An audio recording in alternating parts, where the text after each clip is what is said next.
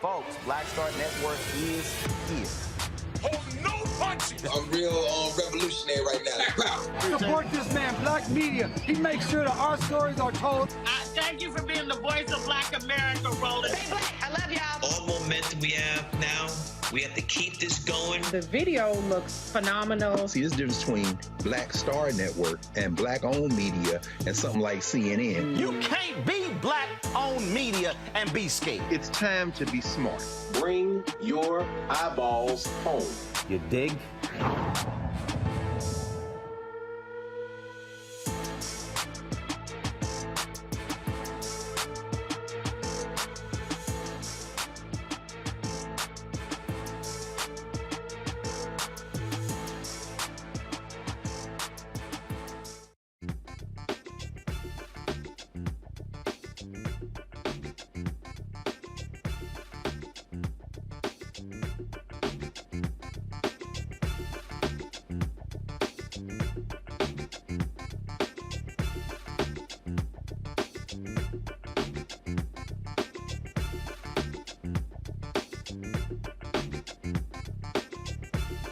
Today is Monday, October 31st, 2022. Coming up on Roland Martin Unfiltered, streaming live on the Black Star Network, the likely end of affirmative action in college admissions, potentially even corporate America is near. Conservatives hold a 6-3 majority on the Supreme Court, and today they heard several cases that dealt with the issue of affirmative action. And trust me, you know that Clarence Thomas is salivating at the chance to get rid of affirmative action.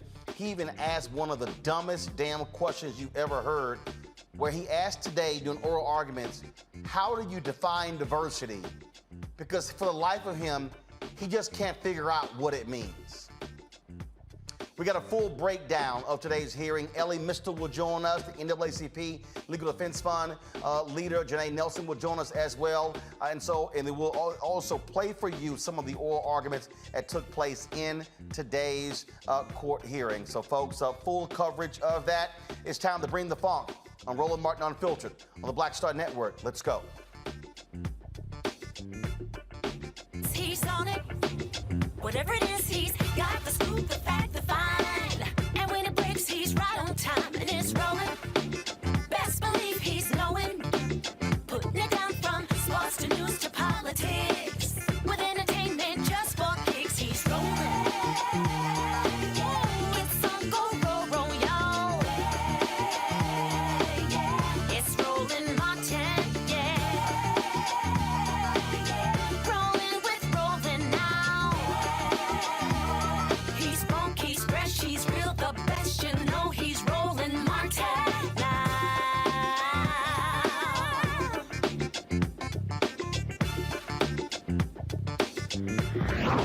Martin.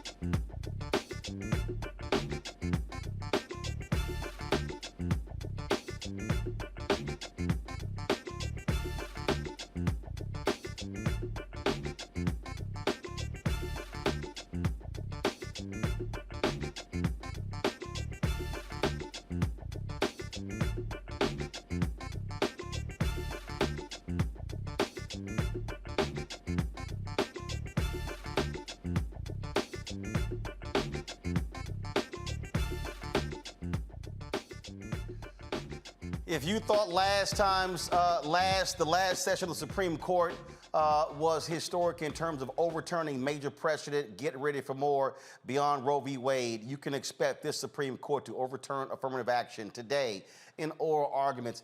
They heard cases dealing with affirmative action in college admissions.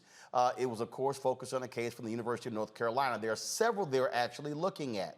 And it was 2 hours and 40 minutes, nearly 3 hours of questions from Supreme Court justices. And as you can expect, you had Justices Clarence Thomas, Samuel Alito, the right folks on the right really focused on trying to get rid of this idea of the importance of diversity, of the importance of ethnicity in college admissions. You can hear it in their questioning. You can hear it in their statements. And Clarence Thomas, who normally doesn't ask any questions, he was salivating today. He has long wanted to get rid of affirmative action. Why? Because the self-hating black man that he is didn't know how to have any self-esteem in fighting back against white students who accused him of only getting into Yale because of affirmative action. Frankly, he should have learned how to tell them to go to hell. But ever since then, he has been whining and crying about, how it just hurts the esteem of minority students. No, it actually hurts his lack of self-esteem, but that's what you're actually dealing with. And so what I want to do, folks, is first off, I want to play you some of the sound from the questioning. We're going to go to our guest to get a full breakdown of today's session. And so, again, so let's start with, first off, Justice Ketanji Brown Jackson. She makes a critical point that I have said for years about this idea of legacy, which has benefited white folks, and the issue of race in admissions. And so what I'm worried about is that the rule that you're advocating, that in the context of a holistic review process, a university can take into account and value all of the other background and personal characteristics of other applicants, but they can't value race. What I'm worried about is that that seems to me to have the potential of causing more of an equal protection problem than it's actually solving. And the reason why I get to that possible conclusion is thinking about two applicants who would like to have their family backgrounds credited in this applications process, and I'm hoping to get your reaction to this hypothetical. The first applicant says, I'm from North Carolina.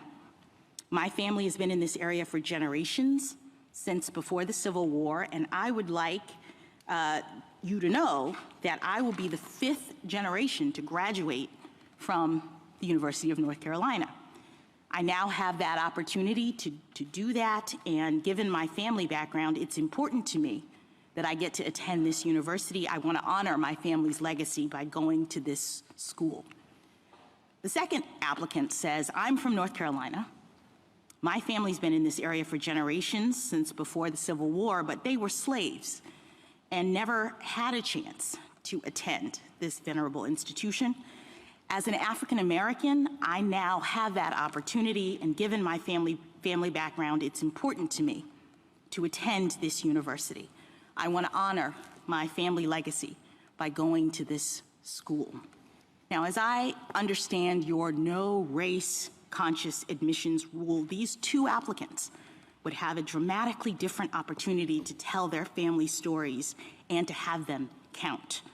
The first applicant would be able to have his family background considered and valued by the institution as a part of its consideration of whether or not to admit him, while the second one wouldn't be able to, because his story is in many ways bound up with his race and with the race of his ancestors. So I want to know, based on how your rule would likely play out in scenarios like that, why excluding consideration of race in a situation in which the person is not saying that his race is something that has impacted him in a negative way. He just wants to have it honored, just like the other person has their personal background, family story honored. Why is telling him no not an equal protection violation? All right, folks, now if you want to hear something that's just dumb, listen to this black man, Clarence Thomas, go, what's diversity? I've heard the word diversity quite a few times, and I don't have a clue what it means. It seems to mean everything for everyone. And I'd like you first, you did give some examples in your opening remarks, but I'd like you to give us a specific definition of diversity in the context of the University of North Carolina. And I'd also like you to give us a clear idea of exactly what the educational benefits of diversity at the University of North Carolina would be. Yes, Your Honor. So first, we define diversity the way this court has in its court precedents, which means a broadly diverse set of criteria that extends to all different backgrounds and perspectives and not solely limited to race. And there's a factual finding in this record, PEDAP 113, that there are many different diversity factors that are considered as a greater factor in our admissions process than race.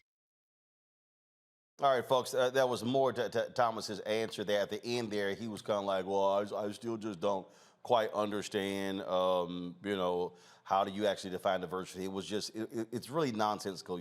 I don't know how you could go through this many years in the past 40 years of life and not be able to actually define diversity when it comes to college admissions. I want to bring in folks right now who are joining us, our guests, to unpack what took place today. Elie Mystal, he is, of course, the justice correspondent with The Nation. Glad to have Elie here. Trust me, I'm surprised Elie actually has hair because I thought he was going to be pulling all of it out. Listening to those oral arguments today, I did as well. Trust me, it was crazy. Rakeem Brooks is president of the Alliance for Justice. Glad to have him. And also Janae Nelson. She is the president and director counsel of the NAACP Legal Defense and Education Fund. Glad to have all three of you here. Elie, I want to start with you. You'll be the pace setter. I hope Rakeem and Janae can keep up with you being the pace setter. Lord have mercy. Obviously, I saw your tweets. And it was just nonsensical as you listen to the questions from folks on the right, especially Clarence Thomas. Yeah, so I want to take the first whack here at Uncle Thomas, all right? Because he got an answer to his question. In fact, he got 3 answers to his question. First, the lawyer Ryan Park, which you surfaced, the Solicitor General of North Carolina, he said that the reason why we need diversity is because studies have shown, and this is a fact in the record, that people learn better, feel better, and actually perform better when they don't feel like tokens. When there is a critical mass of other minority students, they learn better and actually do better in school. So that's one answer. Thomas didn't like that because he said he doesn't like to talk about feelings, which is interesting because his entire autobiography is basically how bad he felt at Yale Law School being the only black person there. But all of a sudden now that he's on the Supreme Court, he doesn't care about feelings anymore. Okay. Second answer was from U.S. Solicitor General Elizabeth Freelogger. She said that one of the big benefits of diversity is that it's a pipeline to all of the other institutions in our country. Freelogger was there specifically to talk about the military. And she said diversity in the service academies is a big way that they can have a diverse officer corps, and that as leaders of men, that has more legitimacy when the officer corps is as diverse as the enlisted men. Thomas didn't have an answer for that, didn't like the answer for that, so he asked a third time, and he got a third answer from Harvey Waxman, the lawyer for Harvard University. He said that there are studies, and again, this is just factually in the record, that shows that when you have like an investor group that is made up of diverse people, they literally make better decisions, and we know they make better decisions because they make more money. Like stock traders who trade stocks within a diverse environment make more money because diversity cuts against the groupthink that can happen in non-diverse places. So Clarence Thomas actually got 3 answers to his argument. He didn't accept any of them, and I think from that we can infer and intuit that Clarence Thomas wasn't really asking a question. He was spouting a right-wing narrative that he's been told about, and was simply parroting that right-wing narrative through his questions at the bar today. Janae, anyone with any basic understanding realizes that, and you heard it in the arguments today, that you still have a lot of white folks being admitted. It has not been the cure for admissions, but the fact is they also made it clear, you get rid of race in admissions, college admissions will be even wider than it is right now. And then I heard all the different justices kept bringing up religion, and they wanted to bring up, well, how do you designate somebody who's from, I think it was Kavanaugh, from Jordan or from some other country. And then one that got me was when the attorney said, oh, sure, you can give points if somebody is the child of an immigrant, but you can't give points if they are a descendant of slaves. Just your assessment of what you heard today in the Supreme Court. Listen, I heard a lot. It was a 5-hour argument. It was a very difficult argument to listen to because of all the reasons you suggest. There were lots of questions that weren't really questions, that were subversive messages to the justices and to the public, kind of tipping the hand of the justices. You know, it conflated so many issues when there were questions about what does diversity mean and what benefits does it confer. And my response, which, you know, I think some of the oralists did point to, is that the court has already answered those questions, right? The court, John Powell in particular, in the Bakke decision in 1978, which is the first decision where the Supreme Court upheld race consciousness in higher education admissions, said that it is incredibly important for the students in our schools of higher education to learn alongside students that reflect the diversity of this nation. When John Powell wrote that, he was speaking about the racial and ethnic diversity of this country. He wasn't talking about, you know, religion or athletics or playing squash or cricket or crew, like Justice Gorsuch wanted to mention many times today. He was specifically talking about the racial and ethnic diversity that makes this country so rich and that has such a complex past because of the history of enslavement, because of the history of racial subjugation, Jim Crow laws, and the what nobody seemed to acknowledge, perhaps just Justice Sotomayor, the ongoing present racial discrimination that still pervades our society. Everyone seemed to talk about it like this was something in the ancient past and we were just still trying to take account of it today. No, the reality is Black, white, Latino, Asian, Indigenous persons live lives in this country that are influenced by race today. And that acknowledgement was not recognized in that argument. And it was as if there was an elephant in the room that nobody wanted to talk about. It was indeed striking to listen to the questions, Rakeem, and Janae made mention of Gorsuch talking about squash players and whatever the hell that was. I literally have no idea what the hell where he was going with that. And then I love how he goes, well, let me ask the hypothetical. And then the lawyer goes, well, he wanted to hedge. Well, I know it's a hypothetical. And I'm sitting there going, Gorsuch, we don't need hypotheticals. We've got actually real data. We've got real examples. And it was this sort of this esoteric, you know, pie in the sky. Oh my goodness! I mean, even Alito, you know, with his questions as well. And so it was just crazy to me to listen to them because it is as if they are just utterly clueless with how white our main institutions are. They were going on and on about why do you have to have a box, even though the attorney said it's not, that's self-reporting. It's not like we are determining everything by the box. And I just get a kick out of how they just love to just skip over legacy when that is a racial benefit when somebody white has ancestors who went to a college when we couldn't go.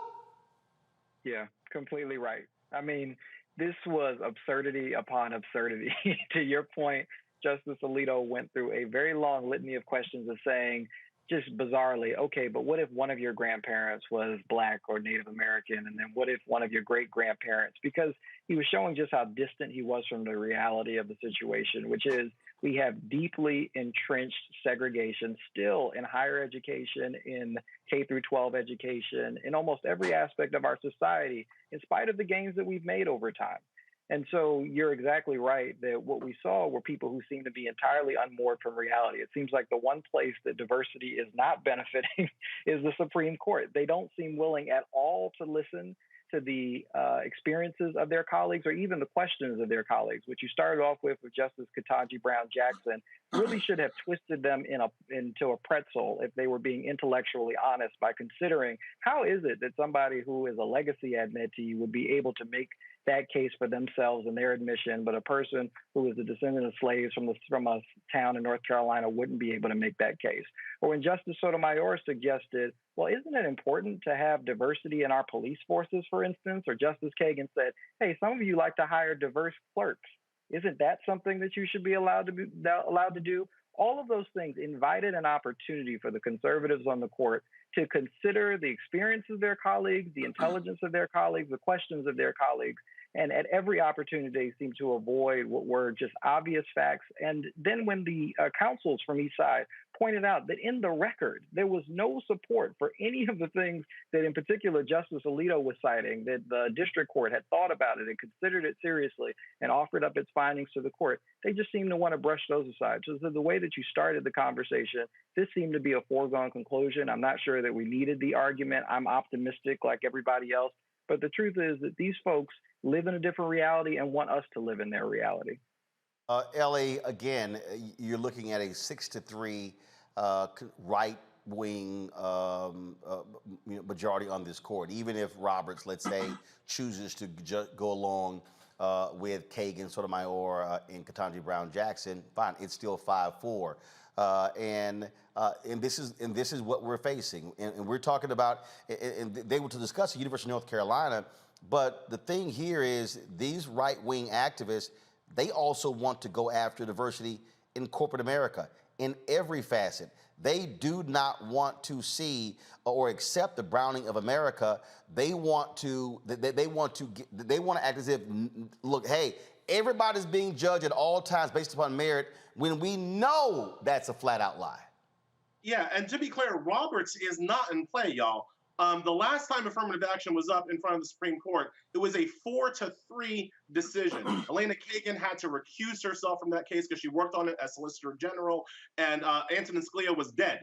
And they hadn't replaced him yet with who would become Neil Gorsuch. That was a 4-3 decision upheld mainly by Anthony Kennedy, and affirmative action was upheld mainly by Anthony Kennedy. In the intervening years, in the 6 years since the last time affirmative action was up in front of the Supreme Court, Kennedy has been replaced by Brett Kavanaugh, Ruth Bader Ginsburg has been replaced by Amy Coney Barrett, and Antonin Scalia has been replaced by Neil Gorsuch. So that's how you get to 6-3. The three people who dissented last time, Roberts, Thomas, and Alito, they're all still there. So this is going down. One thing I really want to bring up, though, is the thing that should have been at the heart of this case, discrimination against AAPI students, against Asian American students. The arguments from the white conservatives was that affirmative action somehow disadvantages Asian American students. But at the Supreme Court, they actually didn't have an argument for that. When you looked in the North Carolina situation, North Carolina admits a higher percentage of applicants who are Asian American than they do of African American applicants, causing Ryan Park, the Solicitor General, to say, that would be a peculiar result if you thought North Carolina was discriminating against Asian Americans. And in the Harvard context, there actually is some evidence that Asian Americans are discriminated against in a particular score that Harvard uses to grade people. But they made no argument for how Harvard's use of that score, which, by the way, I think is trash.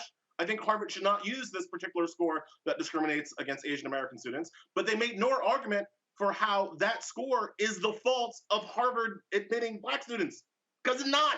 So like the actual harm here, if there was a harm, wasn't even surfaced by the white conservatives in their you used the word salivating, Roland, in their salivation, in their dripping salivation to overturn affirmative action. They actually ignored the Asian American students they were allegedly representing. As I've said on this particular issue of the AAPI students, you lie down with the dogs, you're going to wake up with fleas. Once you let white conservatives co-opt your argument, guess what? What happens today is what happens to you. You actually don't get your day in court because the white conservatives are going to take that day away from you and make their own arguments for their mediocre children getting into school. And Janae, the point there in terms of them not addressing it, And I got to remind people, the Mississippi court case that resulted in the Dobbs decision, that case did not ask for Roe v. Wade to be overturned. They chose to go further. So this court is not bound by whatever case is in front of them. They could absolutely say, all right, fine, we're just gonna take this thing all the way and get rid of all of it. Listen, this court could do almost anything at this point. I mean, we've seen the lawless activism in the Dobbs case. We've seen it in the Bruin case, which was the gun control case. We've seen that this court really has no limits when it wants to decide an issue and uproot even decades of precedent. What was clear from today's argument is that they don't have a legal basis for doing so. I do want to mention something that Ellie said, and to say that we should be really clear about the failed attempt to use Asian students as a wedge on this issue.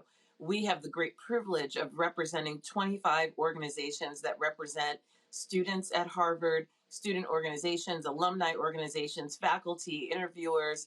We had a huge rally yesterday in celebration of our diversity in which students from across the racial and ethnic spectrum spoke and celebrated their unity on affirmative action, many of them being Asian students. Many of our clients are Asian students, and they are very clear that there's an effort to use them and their experience to create a wedge between the Black and Asian community and to take down affirmative action.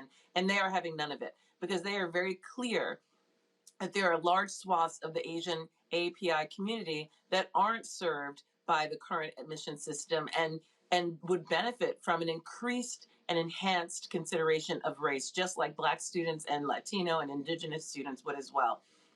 So they're very clear about that.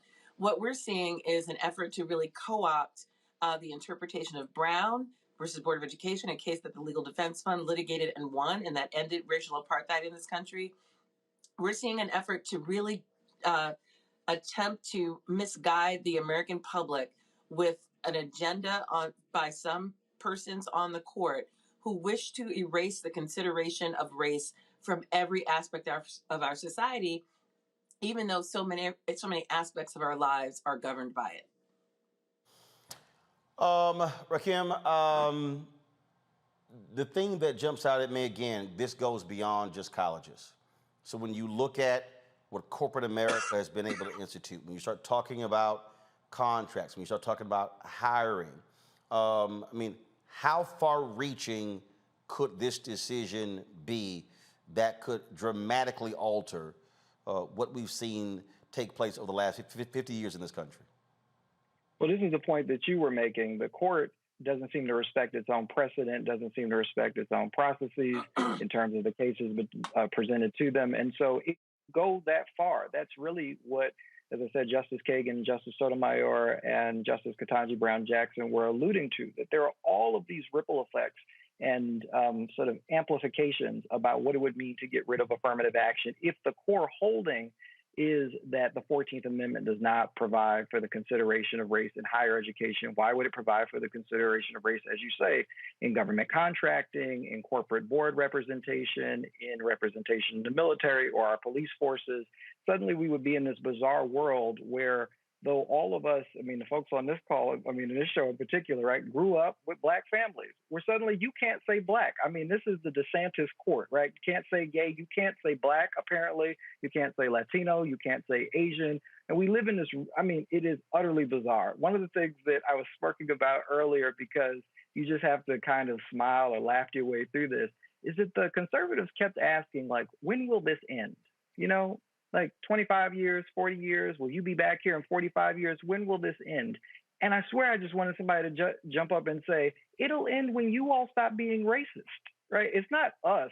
I mean, people of color in this country that want affirmative action to continue in perpetuity because we like it. It's a reflection of our lived experiences that, in fact, the institutions that are set up, as Justice Kagan said, to promote leadership in the society have historically excluded folks. And as Janae was saying earlier, continue to exclude people of color. And so, yes, these will have wide-ranging implications throughout the society. And we shouldn't think that this is just about a few Black kids getting into Harvard.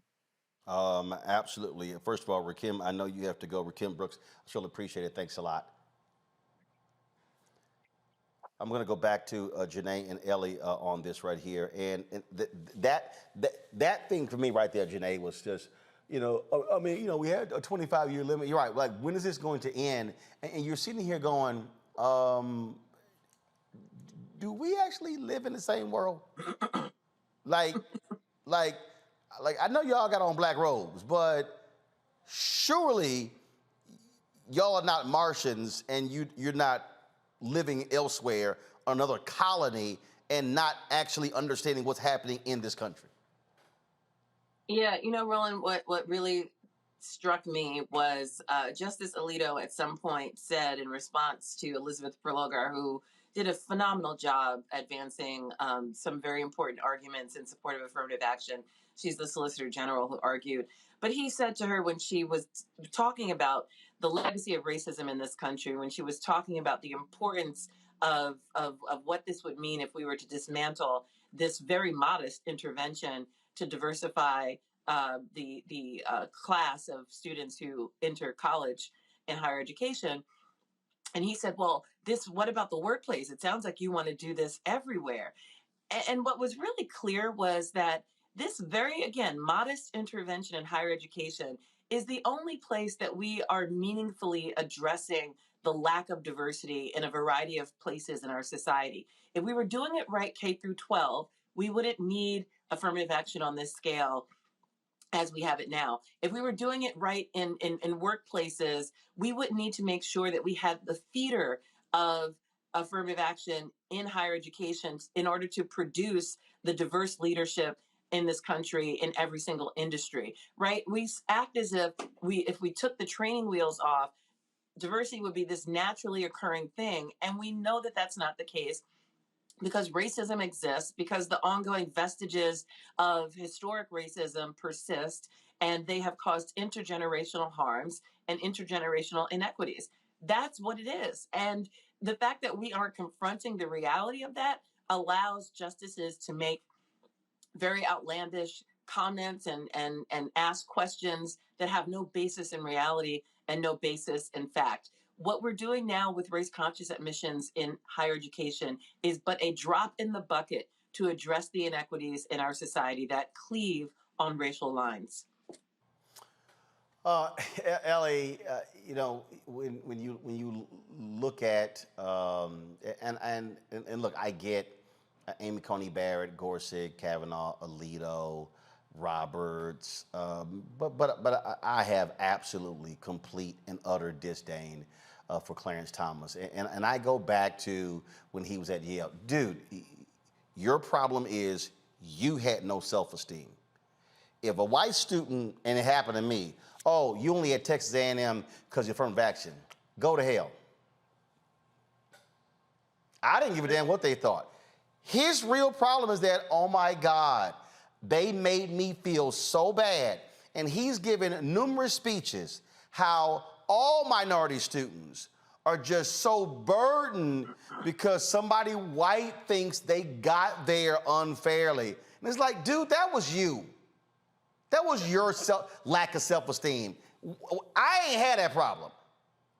Look, this is a true thing, I think, for many Black people in higher education. At least it was a true thing for me, where, I went to Harvard for college, I went to Harvard for law school, and you would always meet the white person who denigrated your credentials, denigrated your abilities, because they said that you were only there because of affirmative action. It's annoying. I didn't like it. That is not a reason to upend one of the most successful social policies in American history. My personal dislike of low-achieving white folks who I could standardize test into the ground, thinking that they had one over of me on affirmative action, that was an annoying part of my education. That cannot be the basis on which to upend this entire policy, because people need to remember, and I feel like even a lot of times Black people don't understand how affirmative action actually works, right? We're not talking about, oh, if a Black person scores 100 points less on a test or gets a 1 point less on the GPA, they get in anyway because they're Black. That's not how it works. That's not how it works at any of the schools that we're talking about. How it works is that as the Supreme Court justices, the liberal ones kept saying, in a whole understanding of a person's application, if race can be one factor among many. I think Ketanji Brown Jackson mentioned that at Harvard, you're talking about 40 different factors that an admissions committee looks at while building their class, right? So for the story that I like to tell is I went to this super preppy high school on Long Island, right? 3 kids from my high school got in to Harvard. All 3 of us were in the top 10 of our class. So there's that, right? The qualification bar was met for all of us. I happen to be really good at standardized testing. A white girl in my class happened to be really good at field hockey. A boy in my class happened to be a world-class pianist. Those were the factors that they looked at. How is, for some other kid, let's say that didn't standardize test as well as me, how is their kind of achievement, how is not looking at whether or not they achieved what they achieved while being Black, while overcoming systemic racism, while overcoming systemic housing discrimination? How is that achievement not at least equal to the achievement of a person being good at field hockey? It's ridiculous that we're literally at the cusp of the Supreme Court saying, because remember, the court, nobody orders any university to use affirmative action. Nobody, that's not an order. It couldn't be a constitutional order. Right? So all we're saying is whether or not they're allowed to. And it's ridiculous to me that we are at the cusp of the Supreme Court saying that of everything you can look at in terms of a college applicant, their background, who their parents are, how much money they make, whether or not they can play the flutes. You can look at all that, but you can't know if the person is Black or Hispanic. That's what the Supreme Court's about to say. And it is a dumb argument. Well, and this is, Janae, a final question for you, and they're very simple.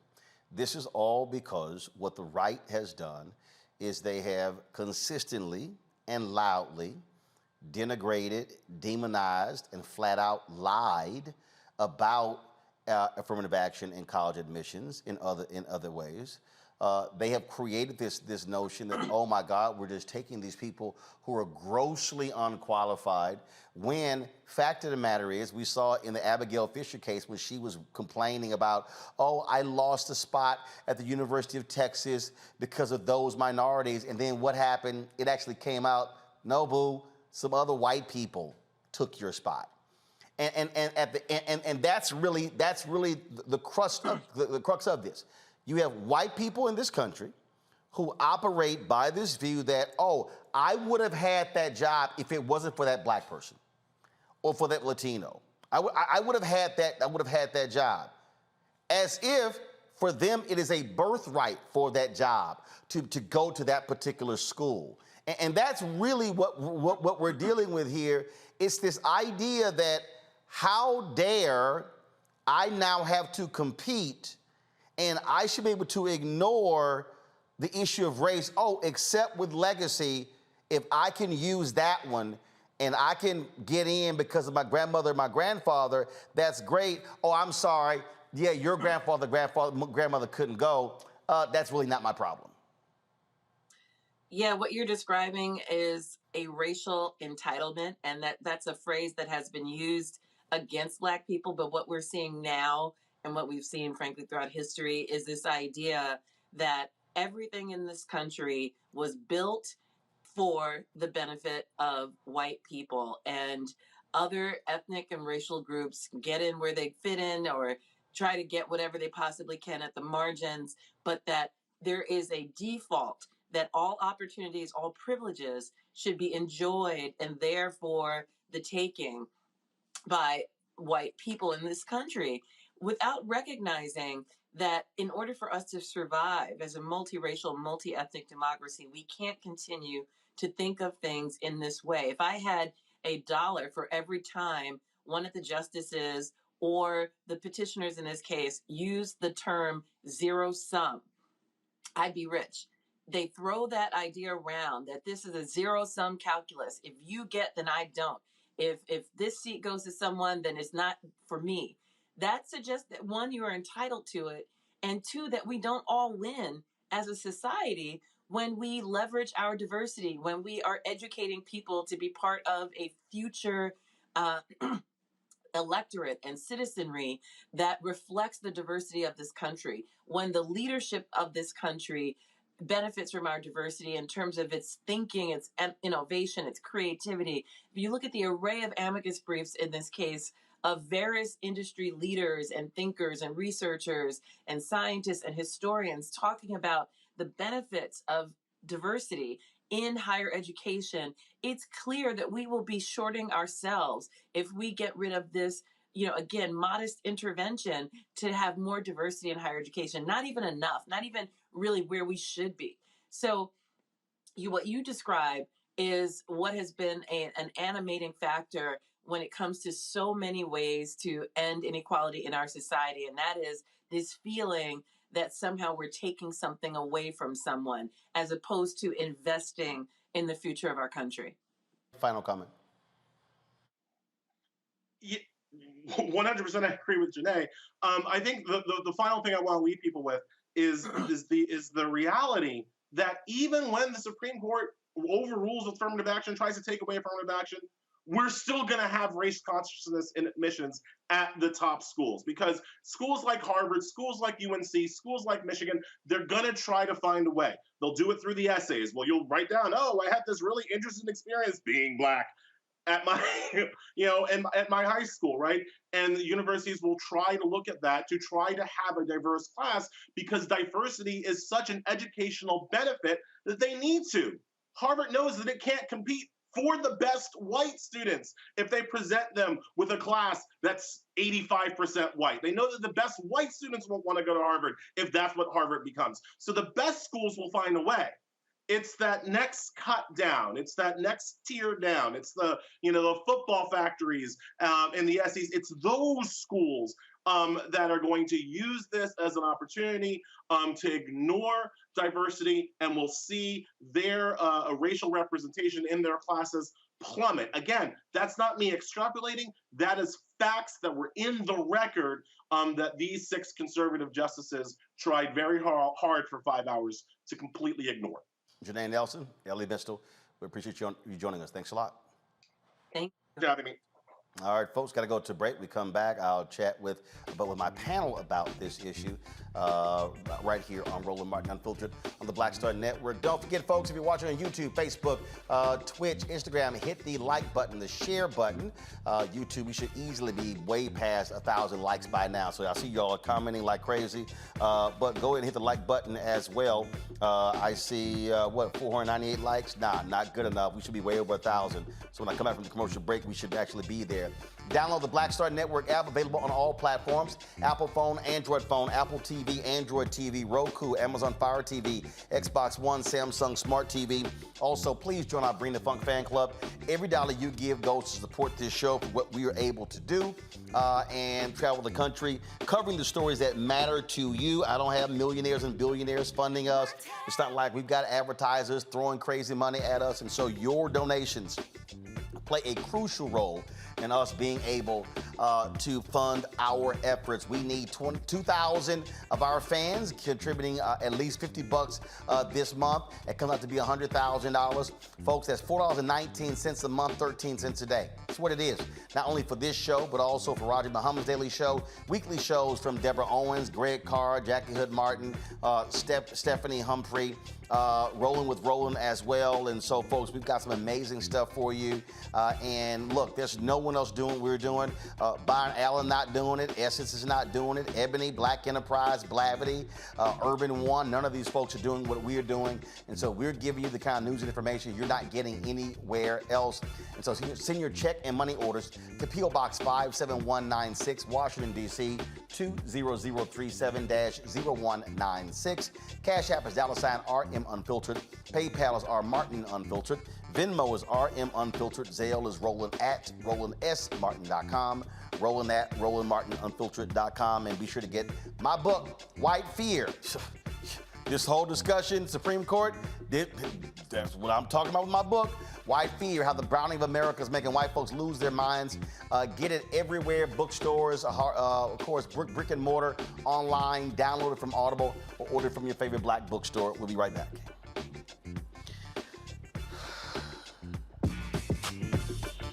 When we invest in ourselves, our glow, our vision, our vibe. We all shine. Together, we are Black beyond measure. We've got to stand up. Republicans are banning abortion rights, tearing down democracy, blocking progress. But when Democrats stand together, we win. Because we voted, Democrats stood up for Black lives, voting to ban police chokeholds, stood up for Black women, putting one on the Supreme Court, stood up for our families, lowering cost of health care and prescriptions and capping insulin, and stood up for millions by slashing student debt. This November, let's stand up together and keep making progress. This is our time, our moment to move forward, beyond the gun violence, the hospital closures, the unaffordable housing. Brian Kemp's Georgia for the wealthiest few. Stacey Abrams is looking out for every Georgian. She'll invest our $6 billion surplus in the fundamentals, education, healthcare, housing, and a good living, putting more money in your pocket to build one Georgia where everyone has the freedom to thrive. When we invest in ourselves, we all shine. Together, we are Black beyond measure. You know what's on the ballot. It's not just legislation and policies we believe in. It's democracy. Our democracy. There's a choice on the ballot between freedom and fear, between cruelty and compassion, between chaos and community, between voting or violence. And the end of rights generations have fought for. The extremists have a plan, a roadmap for a nation where your voice is silenced and your vote is a memory, where they count their votes and cast ours aside. That's why this year, this fight, this vote is so important. Register, engage, volunteer, fight back against the disinformation and despair, and most of all, vote, because your vote is all that stands between our future and theirs.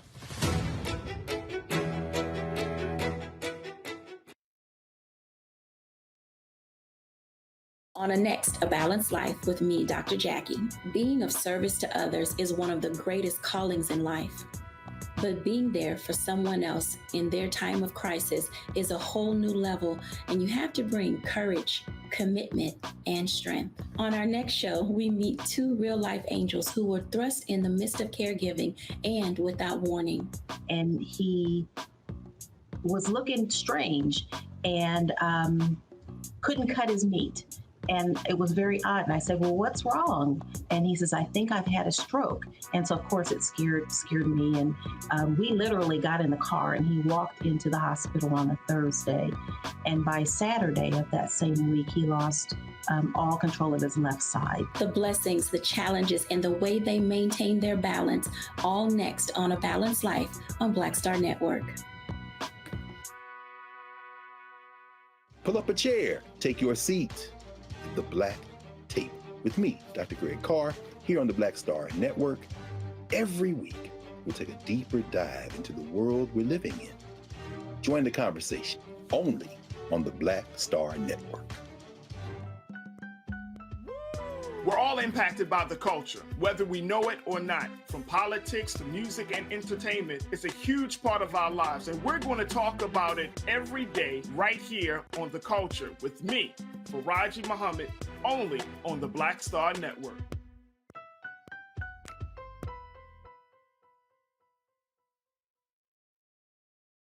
Hi, I'm Vivian Green. Hi, I'm Wendell Pierce, actor and author of The Wind in the Reeds. Hey, yo, Peace World, what's going on? It's the Love King of R&B, Raheem Devon, and you're watching Roland Martin, Unfiltered.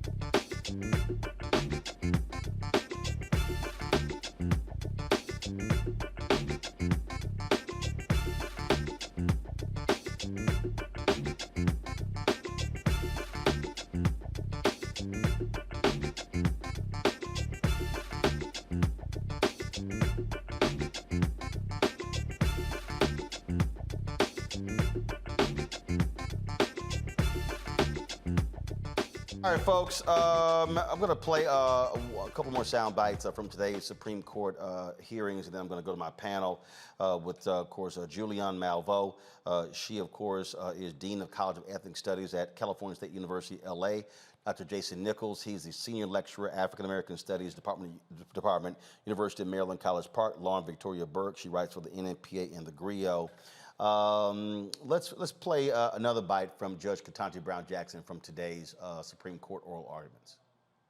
I think we have to understand whether race is being used in this context to give rise to an actual concrete particularized injury that would give the members of your organization standing to challenge the use of race in this context. And so I've been struggling to understand exactly, this is sort of where Justice Sotomayor was coming from. I've been struggling to understand how race is actually factoring into the admissions process here and whether there's any actual redressable injury that arises. So can you help us with that, figuring out how exactly does UNC's system work in terms of the use of race, and how your members are being harmed by that? So let me start with the legal question, which is concrete injury. Gratz establishes that the denial of an opportunity to fairly compete for admission when one of the factors that's used is racial classifications is sufficient to create concrete injury. Except There's no Gratz was like a set-aside. It was a specific set of circumstances. You could see there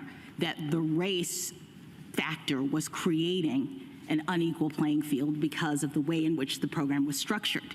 Here, I don't really see that happening because no one is, first of all, the university is not requiring anybody to give their race at the beginning. When you give your race, you're not getting any special points. It's being treated just on par with other factors in the system. No one's automatically getting in because race is being used. There's no real work that it's doing separate and apart from the other factors in any different way like it was in Gratz.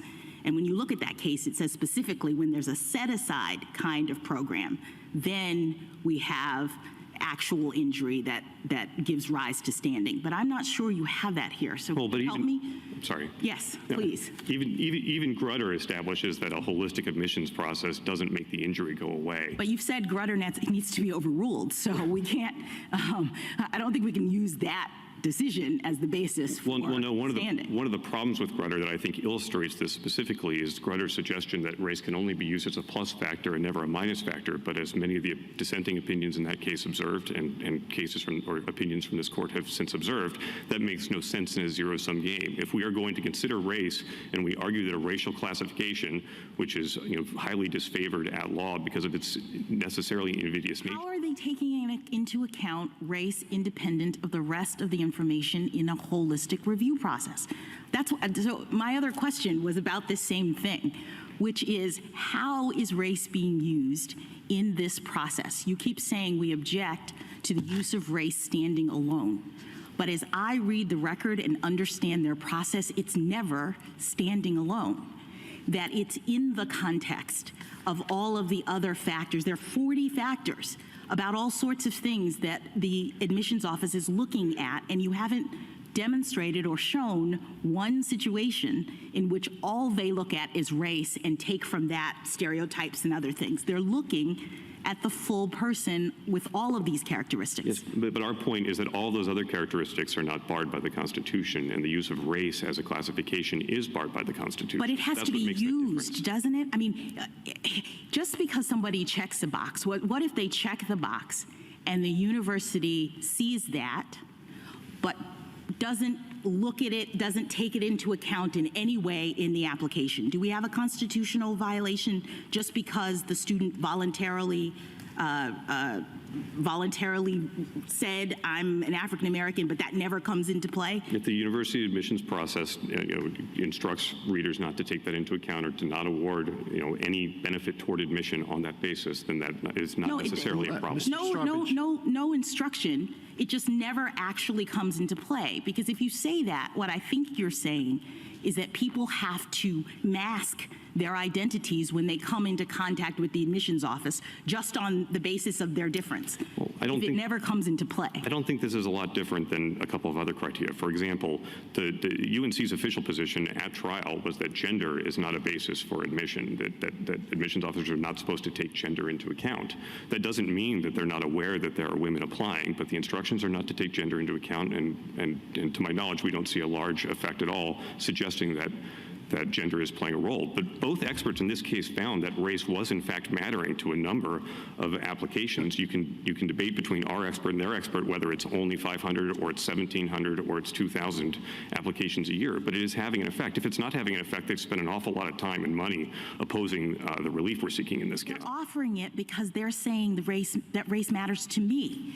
I mean, this is not a situation in which the university is asking or telling every applicant, give us your race so that we can classify people, so that we can give certain people preferences. The only reason why the university knows the race of any of these applicants is because they are voluntarily providing that. But it is making distinctions upon who it will admit, at least in part, on the race of the applicant. Some races get a benefit, some races do not get a benefit. Counsel, I'm sorry. What are the facts here about whether or not race is being used singularly to let people in? The expert that UNC presented argued that 1.2% of the decisions were influenced by race.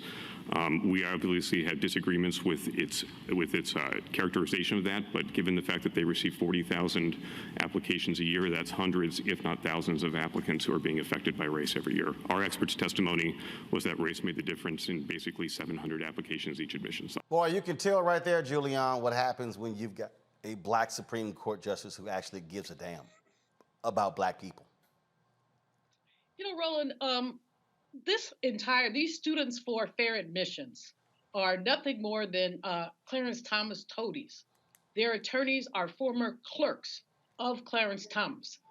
We know whose agenda they're pushing out here, and it really is absurd. Ketanji Brown Jackson is challenging this attorney who is attacking the University of North Carolina. She's challenging him appropriately, and he really can't answer the questions about the numbers because he doesn't know. The students for fair admissions on their website and everywhere else talk about race neutrality. They want admissions to be race neutral. Well, let me help them out. Enslavement was not race neutral. The Fair Housing Act, redlining, was not race neutral. And even today, police violence against people is not race neutral when you look at it. And so this race neutrality is a pie-in-the-sky piece of nonsense that is impossible. And I think that Justice Ketanji has basically challenged this guy appropriately. But when they say race neutral, they mean anti-black. That's literally what they mean. And these attacks on affirmative action are attacks on blackness. Brown folks, women also benefit. In fact, white women benefited more from affirmative action than anybody else did. But others do benefit from affirmative action. But affirmative action, past discrimination, is really about black people, and we need to be clear about that. Just sit there, Jason, and look, we know what's up. I mean, Ed Blum and these folks, going back to Ward Connolly and so many others, they've given us so much of this BS. We know what their game is. We know what their motivation is. They want to try to make it sound like, oh, this is just so unfair to these white students, when we know white folks are getting into colleges because they're white. They have advantages that we do not. And it is stunning to me that these same folks, they never filed lawsuits against Legacy. Exactly. I think there's a couple of things just about affirmative action broadly, because we talk about this in some of my classes. I think it's important for people to understand, number one, that affirmative action does not mean a quota. I have students every semester, they say, well, I don't think this should happen based on some quota. And it's like quotas have been illegal for almost as long as I've been alive, since about 44 years, since 1978. Regents of the University of California versus Bakke, everybody knows that case. So this has nothing to do with that. So I just wanted to put that out there on the table. The other thing, just to kind of piggyback off of what Julianne was saying, is that when we look at things that are not race neutral. Students getting into gifted and talented programs while they're young. Students even being recommended for AP classes. We know that that's not race neutral. And we also know that discipline, she talked about police violence, let's talk about school discipline. We know that that's not race neutral, as African American students are more likely to be suspended from school. Now, there's certainly, when we're talking about the personal injury, which is something that Supreme Court Justice Ketanji Brown Jackson just pointed out, we have to remember that there really isn't one, as I think Ellie Mistel also pointed out. The fact that at Harvard and at the University of North Carolina, that Asian students are overrepresented, whereas African American students in a lot of these universities are underrepresented or just reaching that kind of a threshold. We can talk about some universities like the University of Mississippi, which 50% of high school graduates in the state of Mississippi are Black, but only 13% of undergraduates at the flagship university, Ole Miss, are Black. So there's got to be some sort of disconnect there, and there's got to be some way to address it. If you have a better way of addressing it, then suggest that. But we've had affirmative action. It's made some changes, and it's certainly helped in the workforce. And I think Julian was also correct to point out the fact that white women have been the primary beneficiaries. But of course, what we've seen with Abby Fisher, or Gratz and Grutter, they all wanted to close the door behind them. But at the same time, white women have been the major beneficiaries. And I'll just say this one last point, and that is what you said, Roland, about Clarence Thomas is so important. Clarence Thomas has this chip on his shoulder about getting in on affirmative action. Number one, you would think conservatives would love affirmative action. It gave him Clarence Thomas and it gave him Ben Carson. Both of them are beneficiaries of affirmative action, but somehow they still don't like it, despite the fact that their favorite Black folks are beneficiaries of it. But affirmative action didn't write any law briefs for Clarence Thomas. He did that. That only opened the door. He had to walk through it. I hate giving him any credit, but he's the one who matriculated through. So affirmative action, I've never given a student extra points because they were Black or a woman or Native American or anything like that. They have to write the papers. They have to take the exams. They have to be the ones to do it. Affirmative action only opens a door that was closed in the past. Lauren, Victoria Burke, of course, there's always an opportunity to hear nonsense from Fox News, and so I want to play this before you actually give your comment. I'm sure Harris Faulkner was an absolute beacon of knowledge on this topic as former Congressman Doug Collins spoke. So listen to this. Point out what we've been through in the last year. My wife taught for 30 years, and education is something that's been in our family, but this diversity is good. Anyone that says conservatives don't like diversity, frankly, doesn't understand what a conservative's heart is. Absolutely. And so when you understand this breakdown, my concern here is that you're taking and telling the whole world, and especially even from the liberal or conservative side, that nothing matters. Judged by the content of your character, not the color of your skin. We talk about this all the time. Oh, except here. And it goes back to me as maybe a better idea is what are we doing? Because another angle here is also discussed is, well, they don't have the same advantages of others. And okay, then let's have a conversation about our public education system, our private education. Let's talk about the money that goes into poor districts and not going to poor districts. Let's talk about the school teachers unions who have been a part of this. Okay, if you want to have this conversation, then let's have this conversation. Don't just put it in. And the way COVID lockdowns disadvantaged marginalized communities. Point out. Well, you can always wait for them to genuflect back to teachers unions.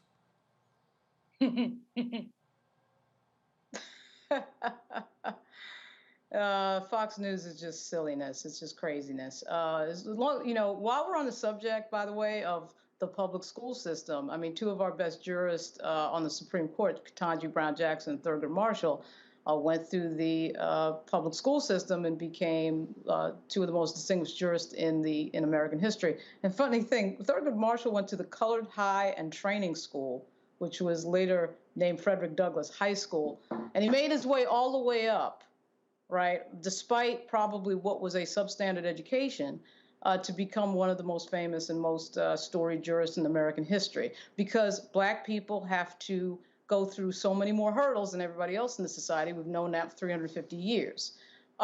It's so interesting to me that, people want to obsess, and this guy that Ketanji Brown Jackson, Judge Jackson was talking to, want to obsess about, race neutral, this, race. We've never been race neutral in this country. The history of this country has never been race neutral. Affirmative action was an acknowledgement of that. But to be quite frank with you, I don't think we need affirmative action. I think we will do fine without it.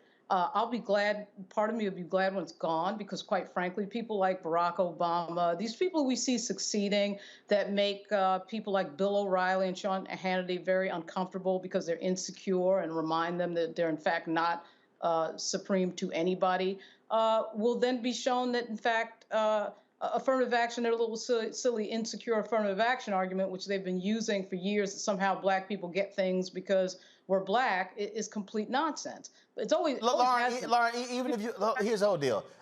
Even if you get rid of it, they're going to still say it happens. I mean, right. I mean, that's the whole deal. So you don't even, I mean, so the reality is it's going to be another thing. And so at the end of the day, this is one of those things where you tell folks, buck up or shut the hell up. That's right. I mean, you're right. It will always be another thing, but you got to understand something. And it's so funny to me. Once you get into the school, okay, affirmative action does not take your test. It does not. No, that's the whole point. They don't want you in the school. You have to do the work. No, and they don't want you in the school. So, I mean, this idea that, oh my God, you got an affirmative action, so affirmative action's taking your test. Affirmative action is doing nothing other than giving Lauren, it ain't about the test. They don't want you in the school. How about that? They don't want you in the school. They don't want you having the contracts. They don't want you having the jobs. This is about white power. This is about power. This is about money. This is about control. That's what this is all about.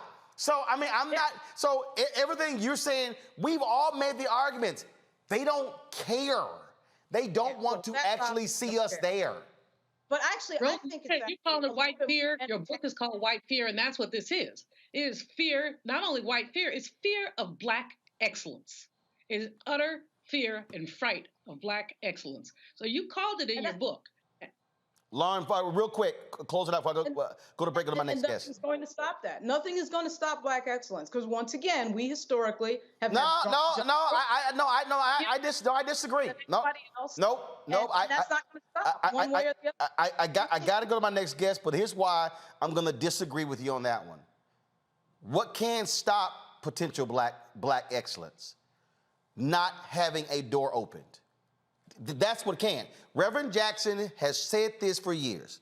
He said, why have Blacks been so successful in basketball?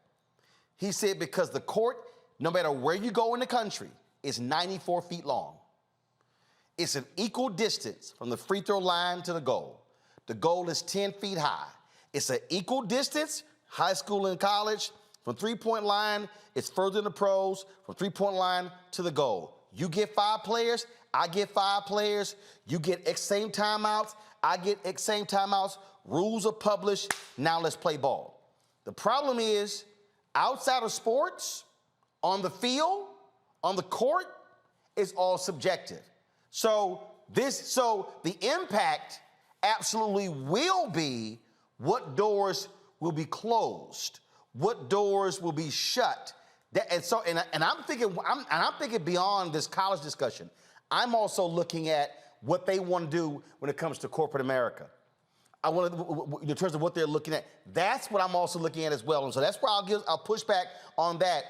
It's a question of, can you close as many doors as possible to prevent folks from even having an attempt to show excellence? In Texas, they created a race-neutral rule, top 10%. The white folks lost their damn minds in Austin Westlake. Well, this is unfair.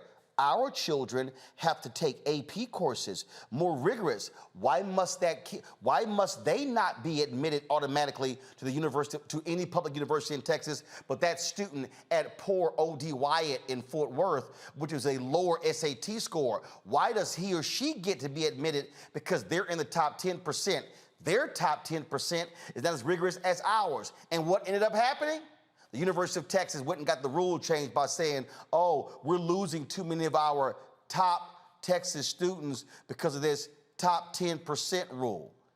So even when you create a completely race-neutral rule, they still are gonna bitch and moan. And that's what I'm saying. And that was all about shutting the door. And you know what happened, Lauren?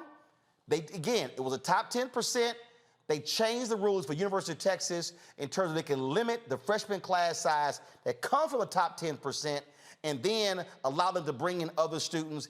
That's shutting the door because the white parents were like, oh, why are these Black and Hispanic students from so-called lesser schools getting in? And my child is at a more rigorous school and they're not in the top 10% because it's a more rigorous school. That's what we're looking at right here. All right, folks, hold tight one second. I got to go to a break. We come back. We're going to talk about another one of these cases, folks. Again, we deal with these cases all the time where folks have been injured, have been shot, and it is always troubling for us having to do these stories. But the reality is, the attention must stay on this because if not, then they get ignored by mainstream media, and then you're not fully aware of what's going on. Also, Pastor Jamal Bryant lights up Herschel Walker from the pulpit. Yeah. We're going to break that down. And I got a couple of things to say about ESPN Game Day coming to Jackson, Mississippi for the Jackson State game. And I want to talk about white validation and how we don't have the same fervor if it's a Black-owned media product. I'll unpack it. I just want you to understand where I'm going to break this thing down. Trust me, you don't want to miss this conversation. You're watching Roland Martin Unfiltered on the Black Star Network. We'll be right back. When we invest in ourselves, we all shine. Together, we are Black beyond measure. This is our time. Our moment to move forward, beyond the gun violence, the hospital closures, the unaffordable housing. Brian Kemp's Georgia for the wealthiest few. Stacey Abrams is looking out for every Georgian. She'll invest our $6 billion surplus in the fundamentals, education, healthcare, housing, and a good living, putting more money in your pocket to build one Georgia where everyone has the freedom to thrive. We've got to stand up. Republicans are banning abortion rights, tearing down democracy, blocking progress. But when Democrats stand together, we win. Because we voted, Democrats stood up for Black lives, voting to ban police chokeholds, stood up for Black women, putting one on the Supreme Court, stood up for our families, lowering cost of health care and prescriptions and capping insulin, and stood up for millions by slashing student debt. This November, let's stand up together and keep making progress.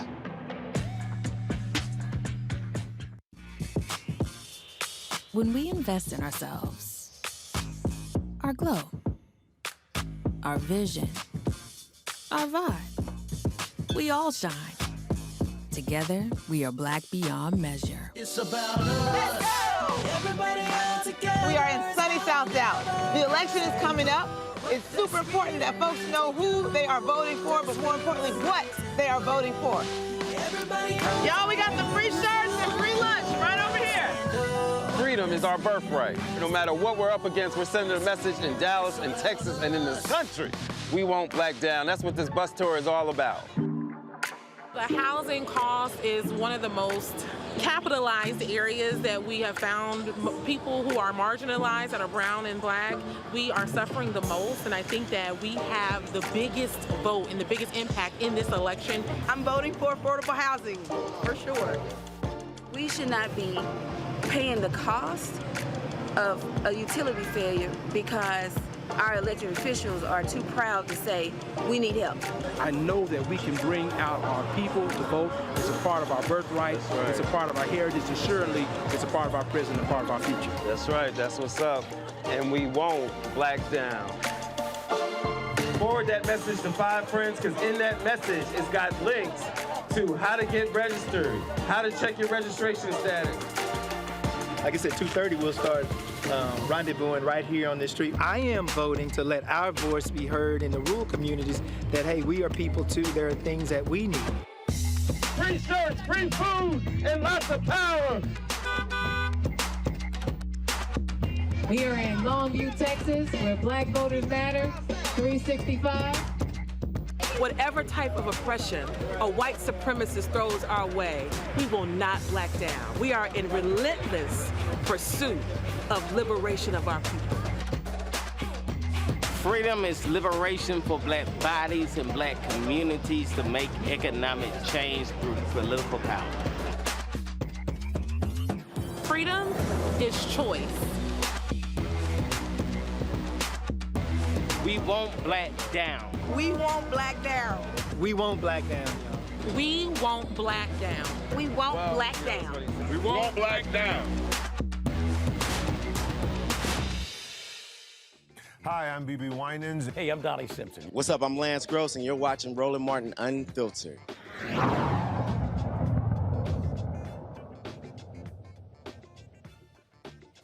All right, folks, we talk about internet speeds. I mean, we see where we are right now in this country where the internet is critically important. I don't care who you are. I don't care what it is you're trying to do. And a study shows what is happening in low-income areas where you're seeing a throttling down of speeds compared to white areas. My next guest did an article in The Markup. And shows how companies are providing slower services as a result of this. So Aaron Sankin is an investigative reporter for The Markup and one of the authors of this piece. He joins me now from New York. Aaron, this is the thing that I remember when we were talking about this internet speed. I remember having a meeting with Comcast, and I was talking about net neutrality, and people and these companies were talking about fast lanes and slow lanes. And one of the things that people like me were saying is that, well, if you do that, what's going to happen is you're basically allowing these larger, richer companies to be able to do whatever they want to do, screwing folks like me. The reality is if you have net neutrality and you take what we're doing here with this digital show, with our network, then we're on par with a Peacock or with one of these companies.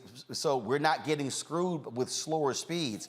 But what y'all are looking at, and they were trying to do that, and it was a fierce battle, but what you're looking at is in terms of what's happening in these neighborhoods, and explain to people also who really don't get it in terms of, I understand we're talking about the pipes that go in terms of, so what happens when you live in a neighborhood and these companies are purposely throttling the speed to be at a certain level based upon zip codes? Hi, Roland. Great to be here. Excited to be on the show. So the story that we worked on was an investigation into 4 different internet service providers: AT&T, Verizon, CenturyLink, and Earthlink. And essentially what we did is we went to their websites using a programmatic tool, kind of scraping their websites. And we, you go to an ISP's website and you can enter in your address, and you put in your address and they say, well, we can give you internet for this speed for this cost.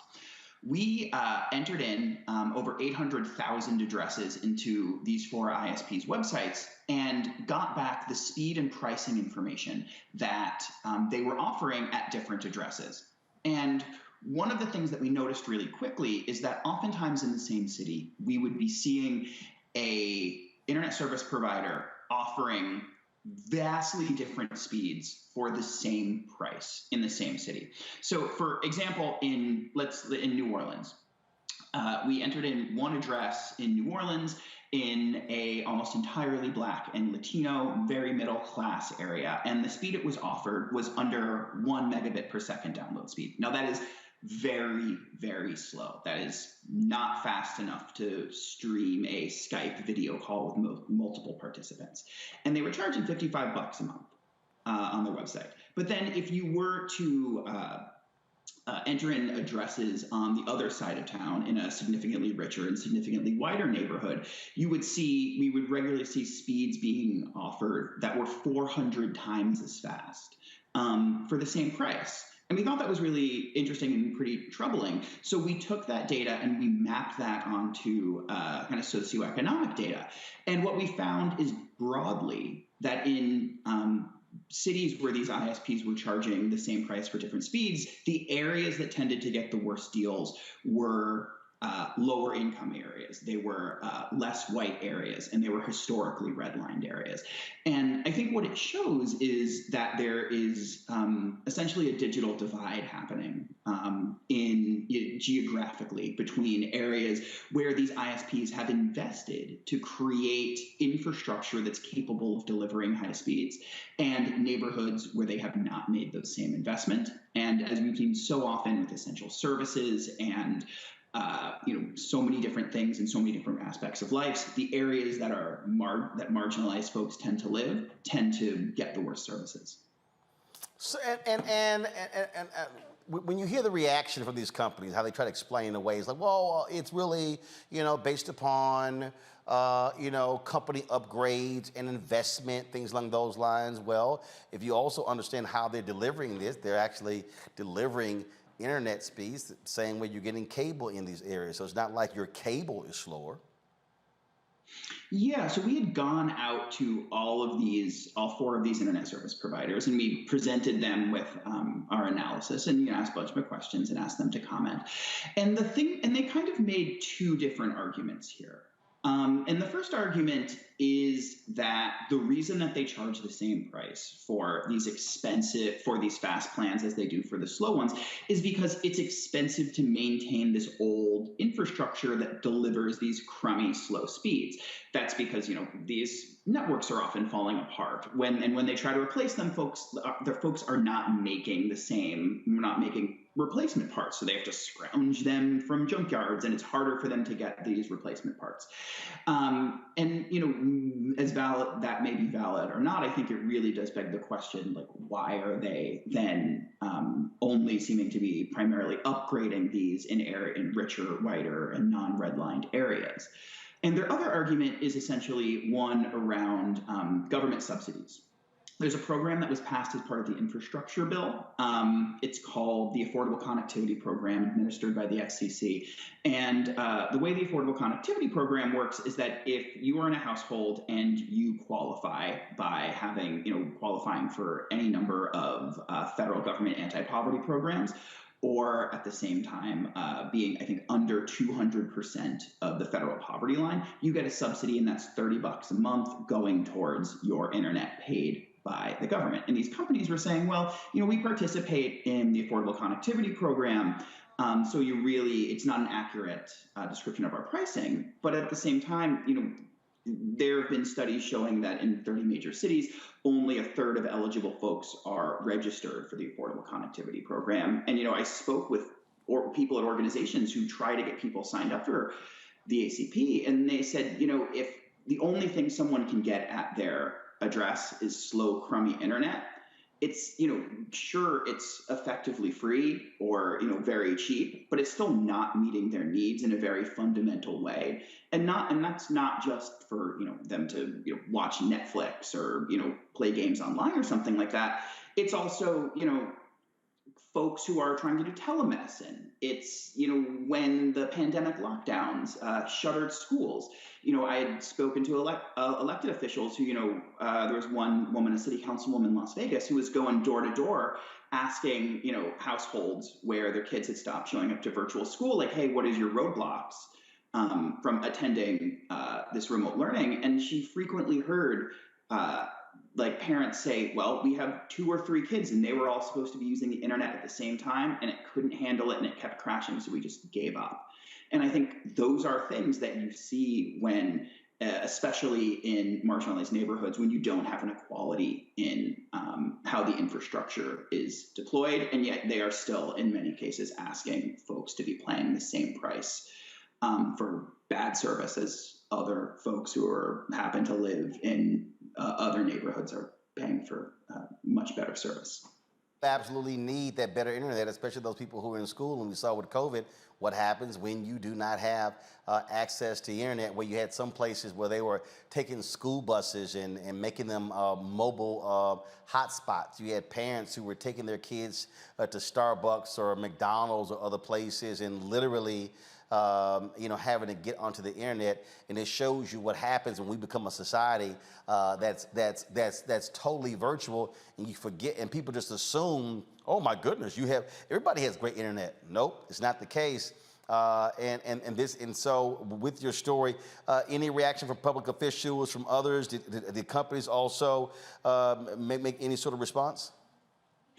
Well, I've heard from public officials across the country saying that they're outraged by this, but at the same time, I think it is essentially what we did is we collected this brand new data set, and it allowed it allows folks who are advocating for better connectivity to have another piece of hard evidence for things that I'm sure every single one of them has heard over and over again anecdotally from their constituents, that the internet in our neighborhood is not very good. People, I had heard from folks who would try to call up their internet service provider and said, listen, I will pay you more for better service. I am willing to pay more. And the service provider says, no, we are only delivering what we can.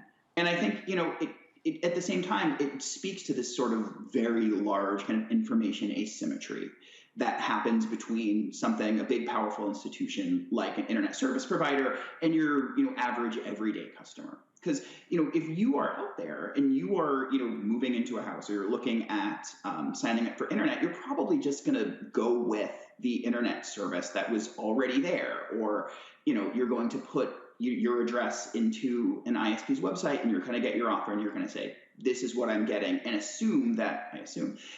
folks would assume that they are getting similar speeds and paying similar prices that other folks around them in the same city would be paying. And we found, there are instances where, there would be fast speeds at one house and then a block away, very slow speeds from the same internet service provider. It varies from house to house. It varies from block to block. And I think that is something that people don't intuitively know or intuitively understand, but it's something that internet service providers, it's a reality they're creating based on their kind of investment decisions. But I think they're kind of relying on the idea that, average everyday folks just have no idea that this is happening in the first place. Absolutely. Aaron Sankin, we really appreciate the markup. Thanks a lot. Thank you. All right, folks, let's go to a break. We'll come back. We'll talk about a couple of police cases. One of them, the case of Desman LaDuke, this particular police shooting out of Kentucky. And ESPN Game Day made a visit to SWAC country, Jackson State University, over the weekend. Folks were excited. Folks were amped. I got a couple of words I just want to say about that. Can't wait to see how y'all respond to it. Folks, don't forget, download the Black Star Network app, Apple phone, Android phone, Apple TV, Android TV, Roku, Amazon Fire TV, Xbox One, Samsung Smart TV. You can also support our Bring the Funk fan club. Your dollars make it possible for us to do what we do. Send your check and money order to P.O. Box 57196, Washington, D.C. 20037-0196. Cash App, $RM Unfiltered. PayPal is R Martin Unfiltered. Venmo is RM Unfiltered. Zelle is Roland at RolandSMartin.com. Roland at RolandMartinUnfiltered.com. And be sure to download my book, White Fear, How the Browning of America is Making White Folks Lose Their Minds. Available at all bookstores, brick and mortar, online. Download it from Audible, order from your favorite black bookstore, and we'll be right back. When we invest in ourselves, we all shine. Together, we are black beyond measure.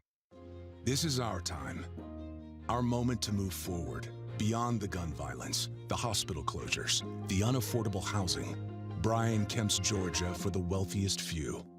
Stacey Abrams is looking out for every Georgian. She'll invest our $6 billion surplus in the fundamentals, education, healthcare, housing, and a good living, putting more money in your pocket to build one Georgia where everyone has the freedom to thrive. When we invest in ourselves, we're investing in what's next for all of us. Growing, creating, making moves that move us all forward. Together, we are Black beyond measure. We've got to stand up. Republicans are banning abortion rights, tearing down democracy, blocking progress. But when Democrats stand together, we win. Because we voted, Democrats stood up for Black lives, voting to ban police chokeholds, stood up for Black women, putting one on the Supreme Court, stood up for our families, lowering cost of health care and prescriptions and capping insulin, and stood up for millions by slashing student debt. This November, let's stand up together and keep making progress. What's up, y'all? I'm Will Packard. Hello, I'm Bishop T.D. What up, Lana Well, and you are watching Roland Martin Unfiltered.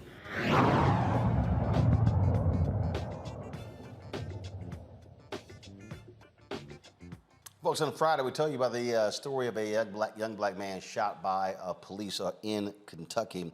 22-year-old Desman LaDuke's family says he was experiencing a mental health crisis, and they thought the officer would help him not shoot him in the chest through a window. Joining us now is Desmond's aunt, Melissa Marks, and her attorney, Sam Aguiar. I'm glad to have both of you here. I am absolutely perplexed here with this story, Melissa, because police say they breached the house and shot him in the house, but the family says he was shot through a window. So I'm not understanding why there are two different stories here. There are two different stories because they lied. And is there any body camera footage from these officers? Were they wearing body cameras? Anything along those lines to actually show what they were doing at the time? Not that they've given us. The only camera footage we have is our own. Our presence there. Sam, what drives me crazy with these stories is that it's a mental health crisis, and we were told that there were mental health folks who were on the scene. Were the police listening to them? What was the involvement of family? I mean, if you have someone, and then also the statement that we read last week from the family says he was in the house by himself. So who was he a threat to? Yeah, so Roland, it's like a never-ending story with these things, and there's a lot of things. These police, you know how it works after these shootings, they get really vague, and they try to use these words to, essentially get people to create a narrative that's pro-police. But really, Melissa's here. The whole family ended up being on scene for, they say that this is a small town that has a SWAT team for some reason. Why do you need a SWAT team when your whole town's 20,000 people? But what they did is they essentially treated this like it was a hostage negotiation.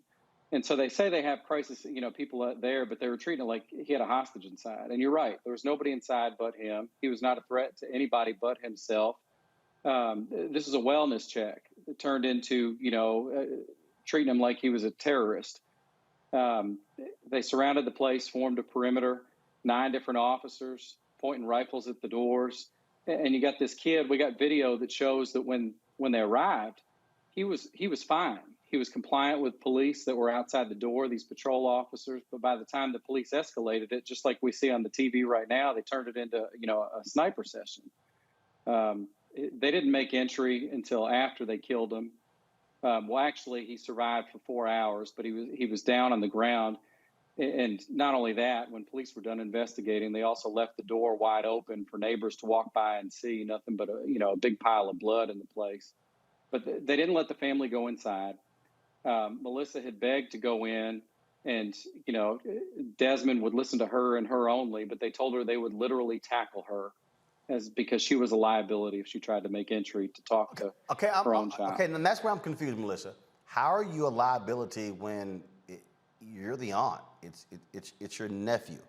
And if you decided, if somebody said to you, well, we don't want to be liable if he hurts you, I'm probably sure you would have said, fine, give me something to sign. I actually said that, and I said, what are you going to do if I take off running? He said, I promise you're going to get hurt. So did they make any effort to enlist you or other family members? Did they say, hey, we'll put you on the phone with him? Or were y'all completely removed from the situation? I was the only person that he would speak to, and he was getting irritated because they kept trying to tell me what to say to him. And he told them he only wanted to talk to me. He didn't want to talk to anybody else but me. Did you ever talk to him? Yes, several times. And he was getting irritated. He hung up the phone several times because they kept trying to tell me what to say. He was getting irritated because he was like, why are they here with these guns? He was like, why are they pointing these guns at me? He was like, they're going to shoot me. I can't do it to myself, but I know they will. It's always difficult for us to have to interview family members like yourself after stories like this, and we certainly are paying for your loss. Sam, okay, what's next for the police department? Again, who's investigating? Are they going to release body cam footage? What is the next step? Because that's a huge contradiction for the family to say, first of all, for the cops say, we breached the home and then we shot him. But the family said, no, you entered the house after you shot him. Yeah. So I by the grace of God, we had that neighbor that came up with the footage. Who knows what would have happened if we didn't have that? Because initially they tried to basically make the public think, hey, we went inside this home and we got confronted with this guy with a firearm, and obviously that's not what happened. We can see the video right there. Another thing we can see in that video is that literally the individual that was with Melissa and the family the whole time saying, we got plenty of time, we're here for days if we need to be. He was the negotiator. He's standing right by the sniper when the sniper shoots. So, the only way, unfortunately, in these situations in Kentucky, we're a little backwards down here, unfortunately, with these police shootings investigations, because the state police comes in and they basically hold this stuff to their chest instead of letting the public, see things with transparency. So basically, we set up in a state, and typically, unfortunately, these cases result in lawsuits very quickly just so we can get information.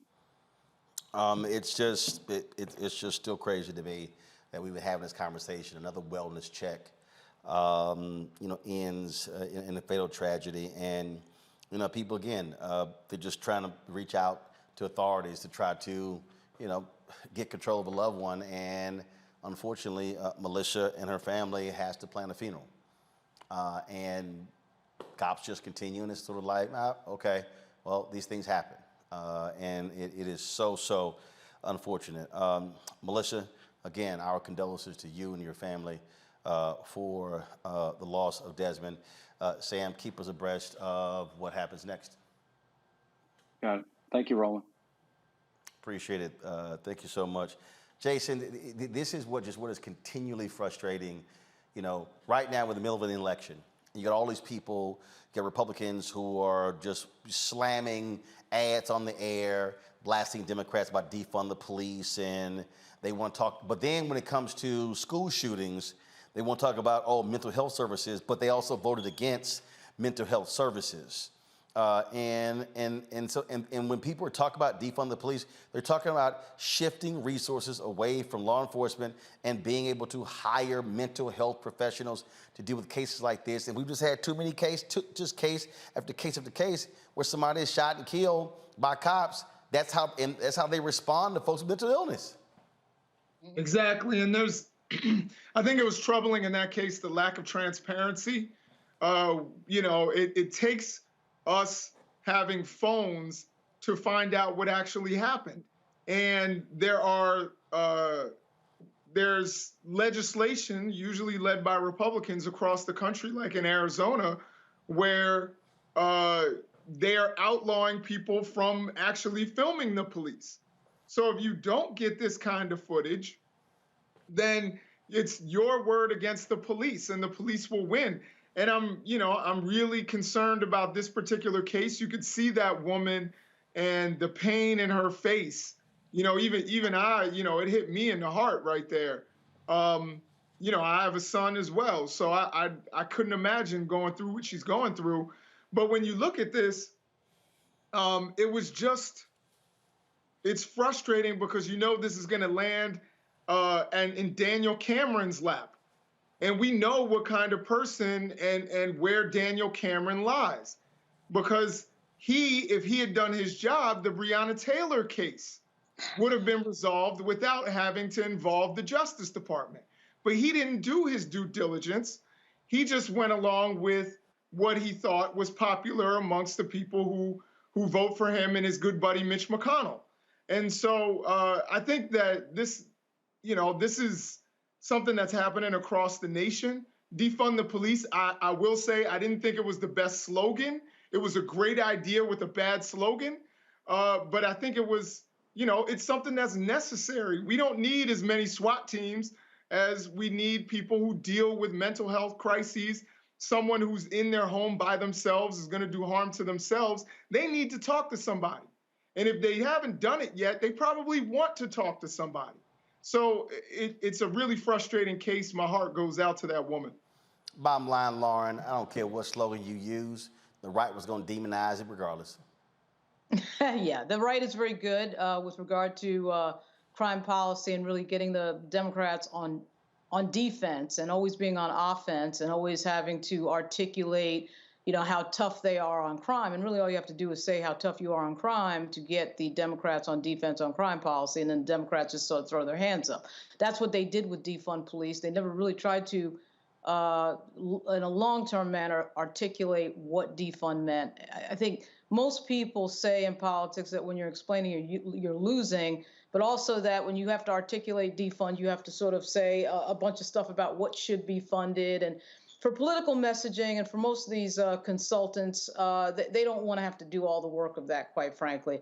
And it is unsexy, or it's easier to just say you're tough on crime than it is to be arguing about mental health services and mental health funding. So nobody wants to sort of take the time to do that in political messaging land.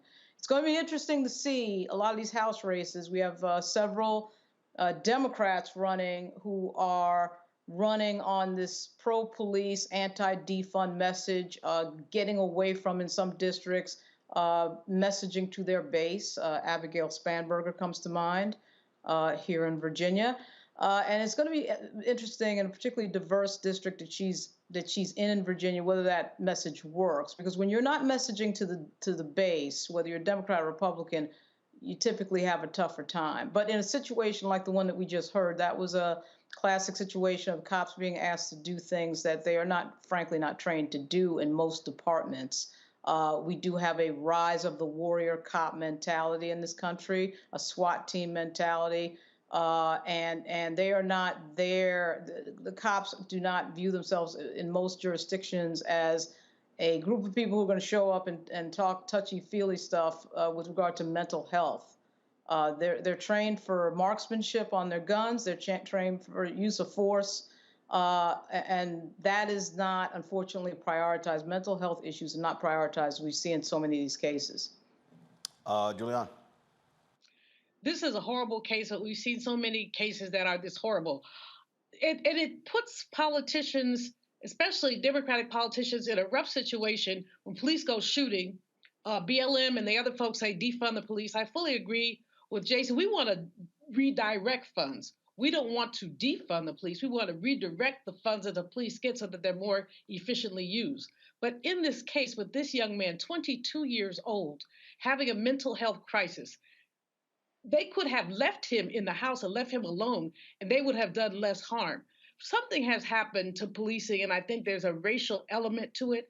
These people have gone essentially wild with their guns. When they don't have to use force, they do. Young Black men in particular, but women as well, Breonna Taylor, we could call the role. But young people, these young people, are being shot because the police don't know what else to do. It's like they need other ways to resolve conflict. The sister who was there, her emotion was palpable. It was really, it's her nephew. She wanted to talk to him. They wouldn't let them. I hope that these people, I'm glad their neighbor had the camera footage, but I hope that these people get a full investigation and that there is some remediation. Can't bring the brother back, but something must be done. Folks, let's talk about Grand Rapids, Michigan. Well, the white former police officer who shot a Congolese immigrant in the head during a traffic stop was going to have to face a jury. A judge ordered Christopher Schur to stand trial for second-degree murder for the trial for the fatal April 4th shooting of Patrick Lyoya.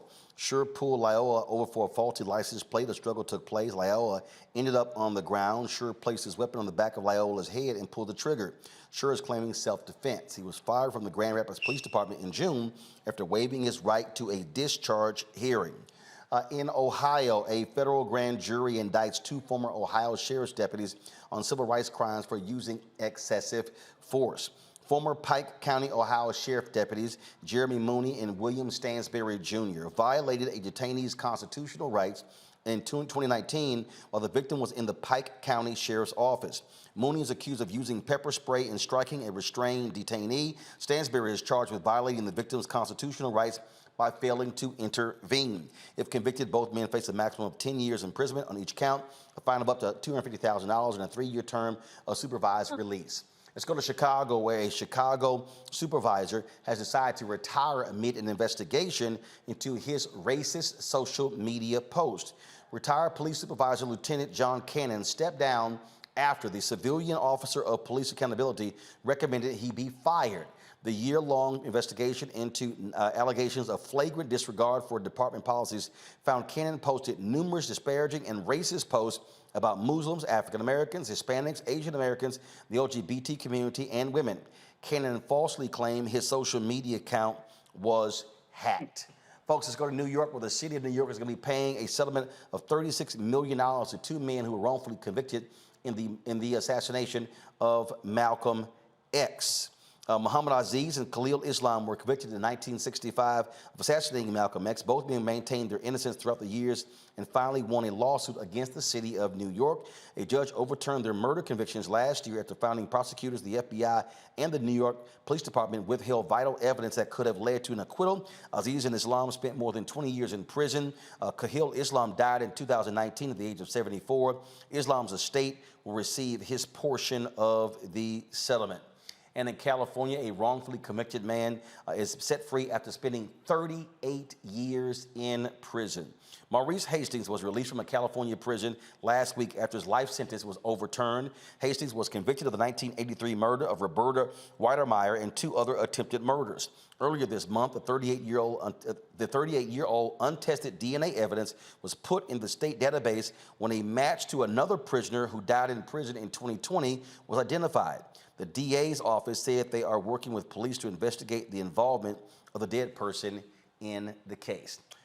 Folks, let's talk about Georgia. Elections taking place there. And Pastor Jamal Bryant, New Birth Missionary Baptist Church, had some strong words to say in the pulpit with regards to the U.S. Senate race between the incumbent Senator Raphael Warnock and, of course, the lying, idiot, bumbling fool Herschel Walker. Check this out. Ladies and gentlemen, when the Republican Party of Georgia moved Herschel Walker from Texas to Georgia so that he could run for Senate, it's because change was taking too fast in the post-antebellum South.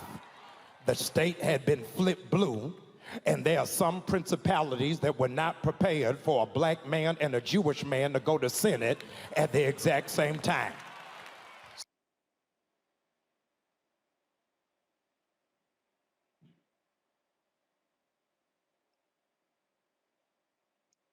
So would in fact represent us better with a football than with a degree in philosophy. They thought we were so slow, that we were so stupid, that we would elect the lowest caricature of a stereotypical broken black man as opposed to somebody who is educated and erudite and focused. Y'all ain't ready for me today. Since Herschel Walker was 16 years old, white men been telling him what to do. telling him what school to go to, where to live, where to eat, where to buy a house, where to run, where to sit down, where to sleep, where to pay for abortions, where to buy a gun. And you think they not gonna tell him how to vote? In 2022, we don't need a walker, we need a runner. We need somebody who gonna run and tell the truth about January 6th. We need somebody who gonna run and push for the cancellation of student loan debts. We need somebody who gonna run and make the former president respond to a subpoena. We don't need a walker, we need somebody who will be steadfast, unmovable, always abounding, knowing that your labor is not in vain. Georgia, I need you to know the slave Negroes y'all are used to don't live here no more. We can think for ourselves, function for ourselves, and vote for ourselves. Why? Because we don't need a walker. Well, can't wait to hear the reaction from our panel. Julianne, you're up first. I just love that. You know, I was in Georgia this weekend at a conference, and the barrage of pro-Walker ads was amazing. Republicans are spending a lot of money to keep a Walker in there, as Brother Jamal says, we need a runner. It is disgusting, and I think President Obama said it best on Friday when he said, you would not let someone who's excellent at football drive a plane. So why would you let someone who excelled in football go to the United States Senate to make laws when he doesn't even know anything about the legislative process? Jamal Bryant nailed it, but you know, the polls they're very close, but the poll, Melanie Campbell always says, a poll is nothing but a snapshot in time. I believe that Reverend Warnock can pull it off if people get out to vote. That's always a variable, Roland, getting out to vote. Well, that's just what it boils down to, Lauren, is turnout, turnout, turnout. Yeah, no, absolutely. I mean, this whole Herschel Walker thing is a very great example of what Republicans really think of Black people. Obviously, they think we're completely stupid and that we'll vote for anybody as long as they're Black. I mean, that's just what they think. You can't put out Herschel Walker and not be thinking that. I mean, I guess they think we're going to mix up the two Black guys at the poll. I mean, you got to be kidding me.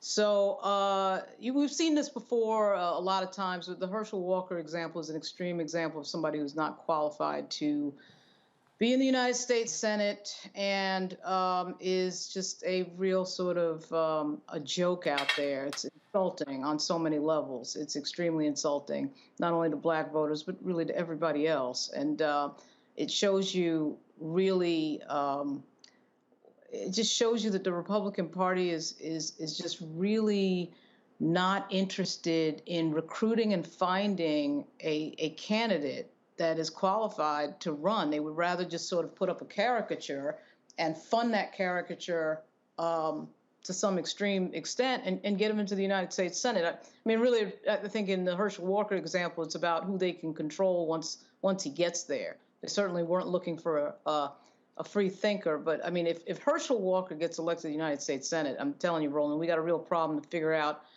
who's stupider, Tommy Tuberville or Herschel Walker. That is going to be extremely difficult to figure out because right. Tuberville that's like a tie. I mean, that's just dumb and dumber. Jason, New York Times, Siena dropped their poll in 4 states. This is what it shows right now. Arizona, Mark Kelly's up +6 against MAGA Blake Masters. John Fetterman's up 5 against Mehmet Oz there in Pennsylvania. Senator Raphael Warnock up 3 against Herschel Walker. And it's a tight race. Incumbent Catherine Cortez Masto in Nevada, 47, and Adam Laxalt, 47. I mean, if you're Democrats, man, you desperately want to go 4 for 4 in those races. And then if you throw in, of course, Sherry Beasley in North Carolina, if this poll holds up over the next 8 days, and then of course you got Sherry Beasley in North Carolina, I mean, Democrats will be elated to go 5-0 in these races. Yeah, I'll say I'm a little worried about Nevada with Laxalt. I think, That's one that I'm not so sure. I mean, if Blake Masters wins in Arizona, I was just in Arizona, then, I mean, I will be just dumbfounded by the fact that Blake Masters was able to beat Mark Kelly. But I think a lot of those races are winnable. I think it's also criminal how little the Democratic Party, at least in terms of their coverage and the people that they pushed out there to the media, how little they talked about Sherry Beasley when she's running a very winnable race. Oh hell, they put Chuck Schumer's PAC has put $0 behind Tim Ryan, and he's different polls up 1 or 2, and the Republicans have dropped like $40 million to the state, and so trust me, I'm baffled by some of their decisions as well. Yeah, I mean, Peter Thiel is funding J.D. Vance.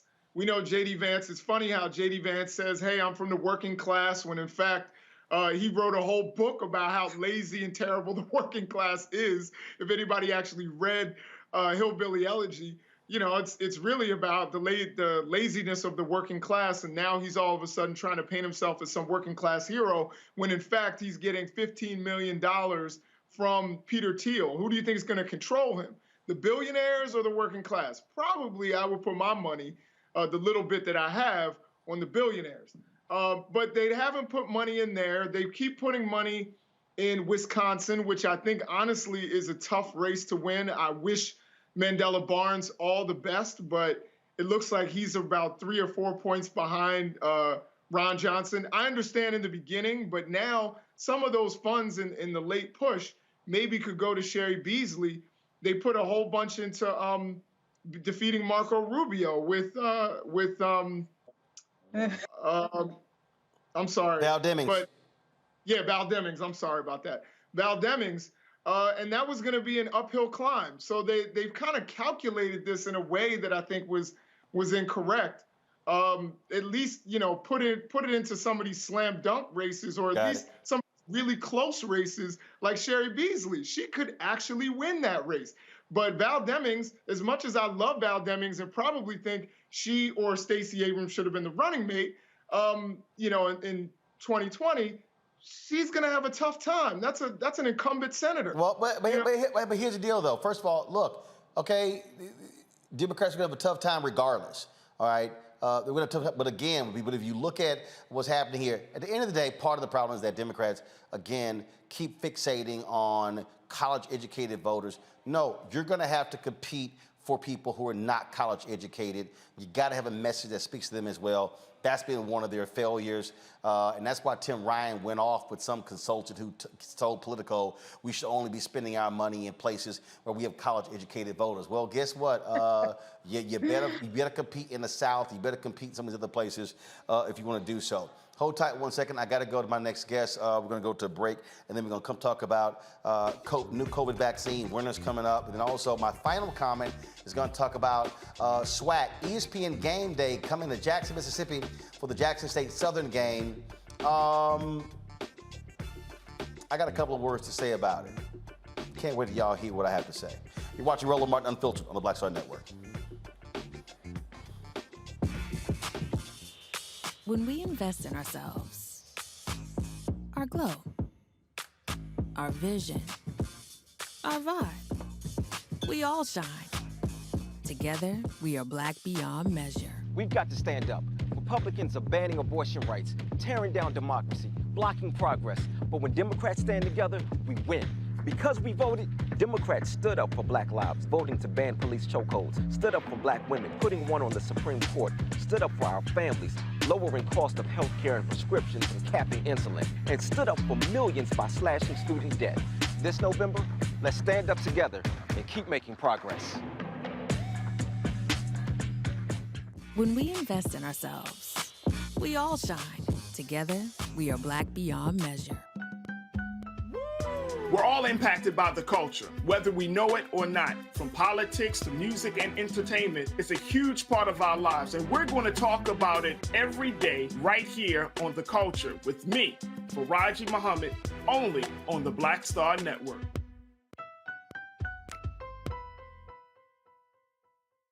Hi, I'm Eric Nolan. I'm Shantae Moore. Hi, my name is LaToya Luckett, and you're watching Roland Martin Unfiltered.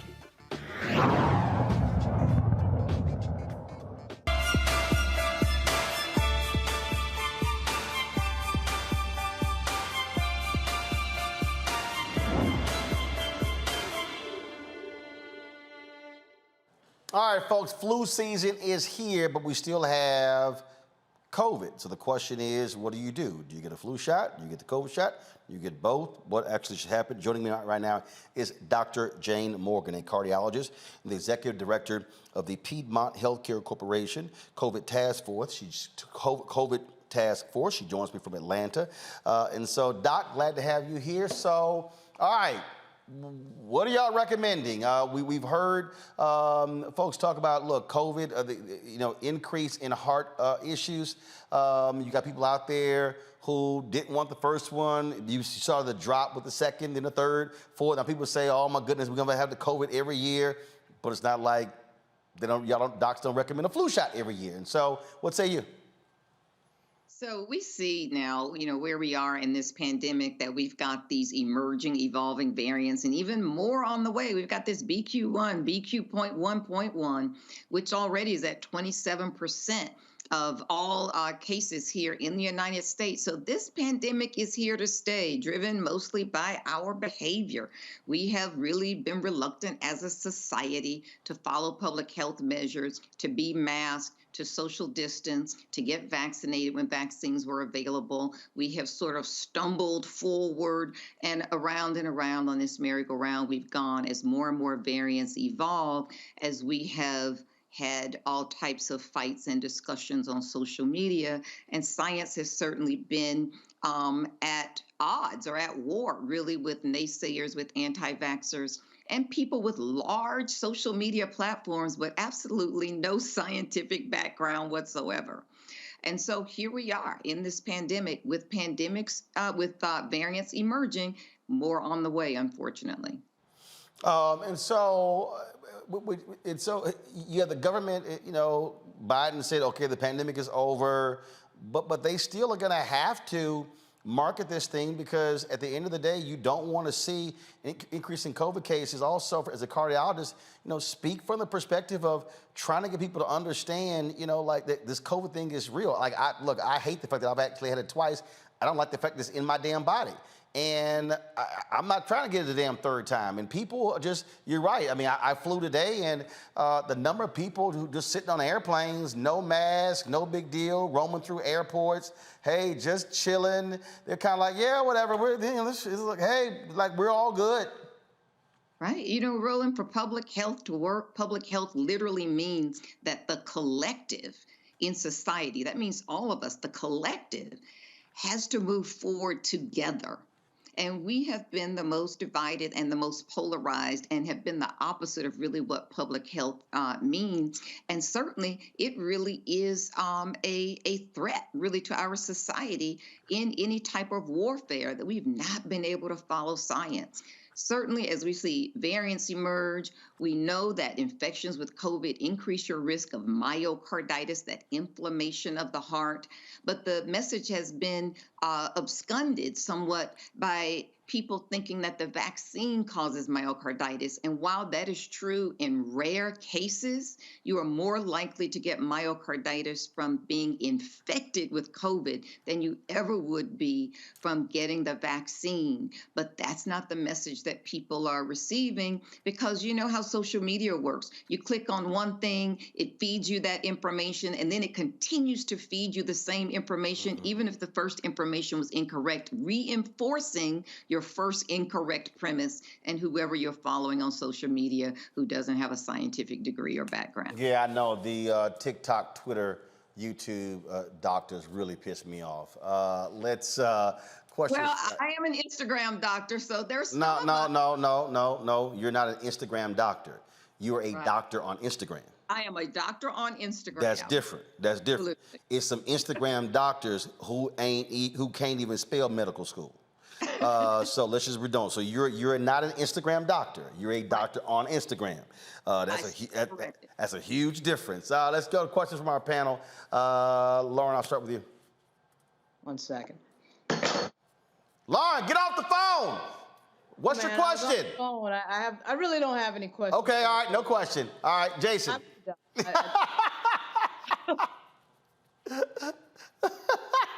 Jason, go. Jason, you're on mute. Man, turn the mute button off.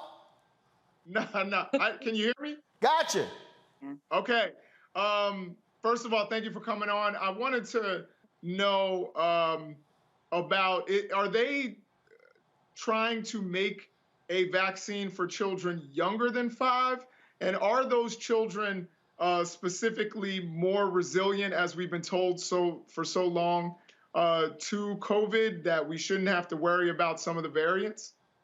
And so the answer to that is yes. Definitely a vaccine is in development for children younger than the age of 5. Vaccines are already available, and I think maybe what you mean are the booster shots. Right. The other thing that we want to talk about, that I think that you asked about, is this resiliency of children that you hear about. And by and large, children have fared pretty well in this pandemic, but make no mistake, children have certainly died. And don't forget, children have underlying conditions as well. They can have heart disease, they can have lung disease, they can have asthma, they can have cancer, they can have immune challenges, all types of things that would make them succumb to a COVID infection. And the last thing to remember is that all of the variants are not equal. Even though they're all in this same family of SARS-CoV-2, they have different levels of ability and success. It's sort of similar to the Jackson 5. They're not all equal. Some are more successful than others. And that's how we have to think about these variants as well. We are lucky with this particular Omicron family that this family of variants has been successful in that it's been able to spread and has been very transmissible, but has not caused severe disease. But inherent in that lies its strength, in that it has been able to infect more people by not killing them. By killing the host, meaning human beings, it actually kills itself. The virus literally cannot live without the host, human beings, to invade. And so it has become very stealthy in becoming incredibly transmissible. So the more times it infects your body, the more opportunities it has to mutate, to learn, to change, and to create these variants without actually killing the host. But at some point, we might actually get a variant that really will challenge human life. And that's the worst case scenario. Best case scenario is it will mutate itself and burn itself out. That's also a possibility. But it's not telling us which way it's going to go. And here we have another outcropping of subvariants of BA5, BQ1.1, BQ.1, and we see that they are starting to rise as well. And they can evade our medical therapeutics, they can evade our vaccines, and they can even evade Evusheld and our monoclonal antibodies, all of this wonderful science that we have brought to you in record time, really. And yet our behavior is outstripping the ability of science to create these therapeutics. Julian. Doc, thanks for being with us. I appreciate you, appreciate your knowledge. I've been doing some reading about COVID. I guess you're not supposed to do that because then they'll send me bad information if I got it on the internet. But doing some reading about the long-term effects of COVID. Some people get COVID, they recover, but some doctors are saying there's something will stay in your body and you may have long-term effects. Can you expound on that a little bit? I've had COVID once, don't want to have it anymore, but what can I look forward to in 2 years, 3 years, 5 years that may be residuals from COVID? Such good questions. We're talking about long COVID, and we see already that we probably have about 1 million sufferers in the United States that may go on to develop and file for disability. That isn't going to be an incredible burden and responsibility here to the United States, and probably more on the way. What we know about long COVID, these manifestations of COVID after your infection, and think about this. This is independent of whether you had a severe infection, were actually hospitalized, or whether you were completely asymptomatic and at home and sort of just counting day 5 days and watching a miniseries. Either way, you actually have a risk of developing long COVID. The person who's hospitalized has a greater risk, but the person who is at home with no symptoms at all is not risk-free. And so what are these symptoms that really are leading to disability? This shortness of breath, this long-term infection of the heart, and then this brain fog, this confusion, the ability which makes it difficult for you to go back to work, to be able to think and maintain the task of maintaining your job. For students and children specifically, it makes it a challenge for them to be successful in school because it's difficult for them to retain things in their memory. And so we are expecting a large number of people, unfortunately, to move on into disability. We see these symptoms arise 3 to 6 months following the infection, and they can go on for 1 to 2 years, and some of them have continued on for long periods of time. Oftentimes, it can mimic even something called chronic fatigue syndrome, if you've heard of that. And it's just that chronic feeling of heaviness and inability to move forward, inability to motivate yourself, lack of energy, lack of drive, all of that with this chronic fatigue syndrome, it is very much mixed in with long COVID. We have a lot to learn, but we certainly don't want to learn it on you. Make certain that everybody protect yourselves. Variants are still around. If you haven't been immunized, at least make certain that you follow public health measures. Keep your mask with you. And when you're in indoor settings, certainly when it is crowded, wear your mask. That protects you. It also protects others, but it protects you. All right, then. Dr. Morgan, we appreciate it. A real doctor. Thank you. Yes, a real doctor. Degrees. Okay, a real paperwork. doctor. Yes, On Instagram, but a real doctor. Yeah, a real doctor on Instagram. Thanks a lot. I appreciate it. Bye. Thanks, Roland. All right, folks, going to do a quick break, and I'm going to come back, talk about ESPN Game Day coming to Jackson State University. Is this an example of white validation? I'll explain when we come back on Roland Martin Unfiltered on the Black Star Network. Folks, Black Star Network is here. Oh, no punches! I'm real revolutionary right now. Support this man, Black Media. He makes sure that our stories are told. Thank you for being the voice of Black America, Roland. Stay black. I love y'all. All momentum we have now, we have to keep this going. The video looks phenomenal. See, there's a difference between Black Star Network and black-owned media and something like CNN. You can't be black-owned media and be scared. It's time to be smart. Bring your eyeballs home. You dig?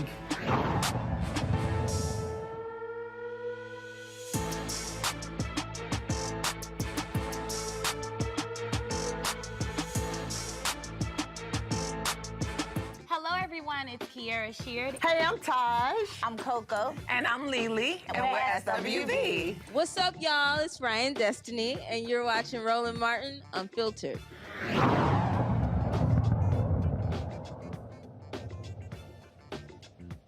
Honey.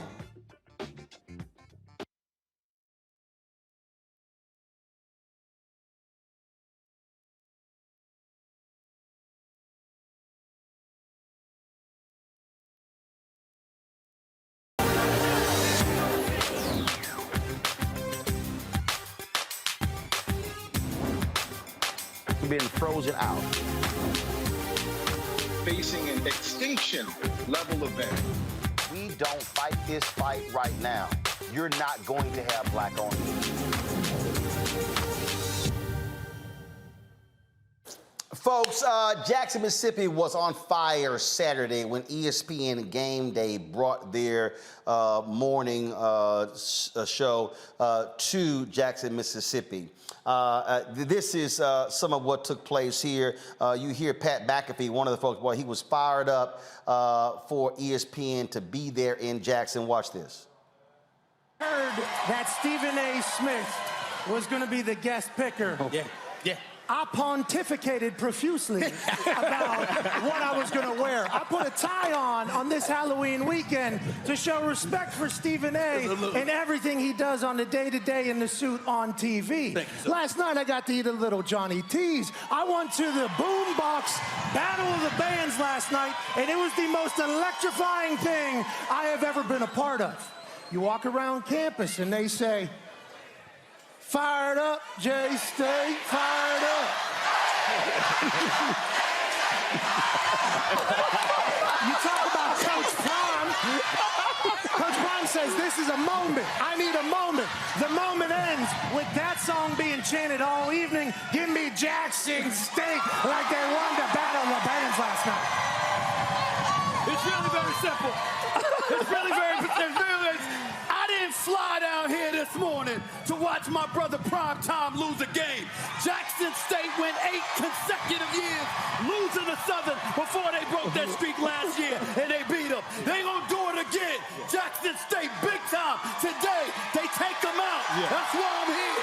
That's why I'm here. I come here to Jackson State, and my man Prime Time messed up and lose this game. They're gonna handle their business and make sure to remind Southern. And Deion Sanders, head coach of Jackson State, talked about the fans coming out and the reaction to ESPN Game Day coming.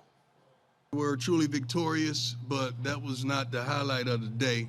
I think the highlight of the day is how we all came together as a people and supported College Game Day. White, black, Hispanic, Asian, all ethnicities, all social climates, social statuses, and we did that. I was praying and praying and praying that God would not allow it to rain and storm so that we could show America that we could show up and show out. And we did. And I'm so darn proud of Jackson, Mississippi. You have no idea. Just driving through the crowd on the way to the stage had me darn in tears just thinking about where we started from. It was phenomenal.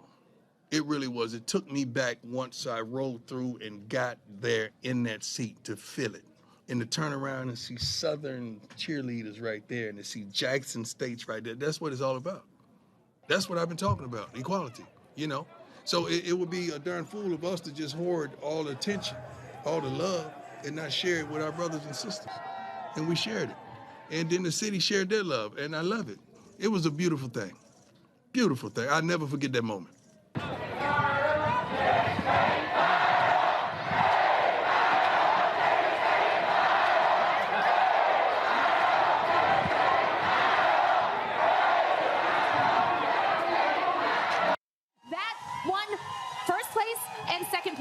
So give it up. Here you have it show that you got Delta strolling, you got Alpha stepping. All of this was happening out there. I mean, you saw full HBCU black culture on display on ESPN Game Day. We, of course, were there at the MEX-WAC Challenge in Atlanta last year and we were live streaming, and so they were all out there, and it was great. And it was great to see folks show out. And these things happen when you're talking about a Game Day or Good Morning America or the Today Show, and folks are excited to be on these national platforms and being able to show folks. And obviously, if you're Coach Deion Sanders, you want that level of attention on your program. You want potential athletes to see it.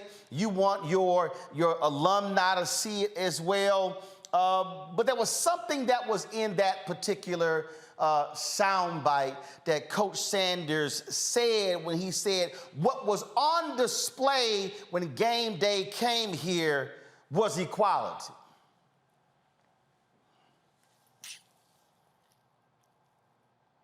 I fully understand what Deion said, and I absolutely support what Deion is doing.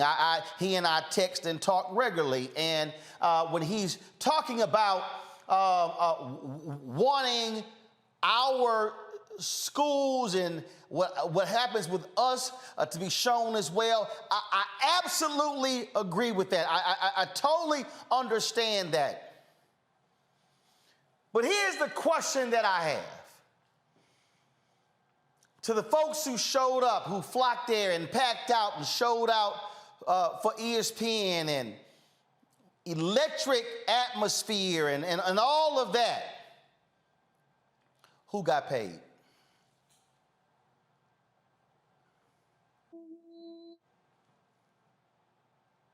who got paid. ESPN Game Day, College Game Day, is sponsored by Home Depot.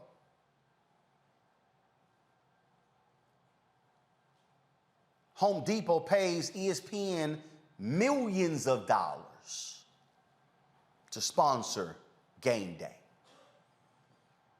ESPN ran commercials during Game Day. ESPN got paid. What did Jackson State and Southern get paid? What did the city of Jackson get paid? I need everybody listening to me, and I want the haters to say, and I'm not even for a millisecond criticizing Coach Sanders or Jackson State. What I'm trying to get us to do is think even bigger. Please answer this for me. Why could we not recreate that same electric atmosphere if it was a black-owned media platform? Let's just say Black Star Network. Let's just say HBCU League Pass. Let's just say we wanted to put together a game day. And every Saturday hit HBCU games. Literally creating the same atmosphere, bringing in acts, having your stands and all that sort of stuff along those lines. Here's the question. Would Home Depot cut us the same check they cut ESPN? Could we go to Lowe's, who has a black CEO? Y'all pull it up for me. Could we go to him and say, how about y'all be the sponsor of this? But here's the other deal. Would thousands of African Americans show up if it was a black-owned platform and not ESPN? Do we have the same fervor if it's ours? I'm putting something out there that at some point we have got to begin to ask ourselves, do we have the same vigor for a black-owned media platform and showing up and showing out? Because I can tell y'all right now, if 8 to 10, I love this. I love it when somebody walks right into the pocket of what I'm talking about. Somebody on Instagram, Terry Harris tweeted, do you have the same reach? Terry, you can't get the same reach if you don't have access to the money. You walked right into it, Terry. See, Terry, you don't sit in the meetings that I do. You don't sit and have the circular conversations that I do. Terry, when you get access to the money, you can then hire the marketing folks, and you can hire the entertainment folks who can then come in to attract the crowd, and then you can market to the audience to watch your product, to get the eyeballs, to get the ratings, to get the views, to get the reach. So part of the reason here, Terry, why black-owned media does not have the reach, does not have the scale, is also partly because a lot of black folks are unwilling to ride with us. We'll flock to an ESPN real quick. We'll flock to a Good Morning America real quick. We'll flock to a Today Show real quick. Look, I ain't got a problem saying this.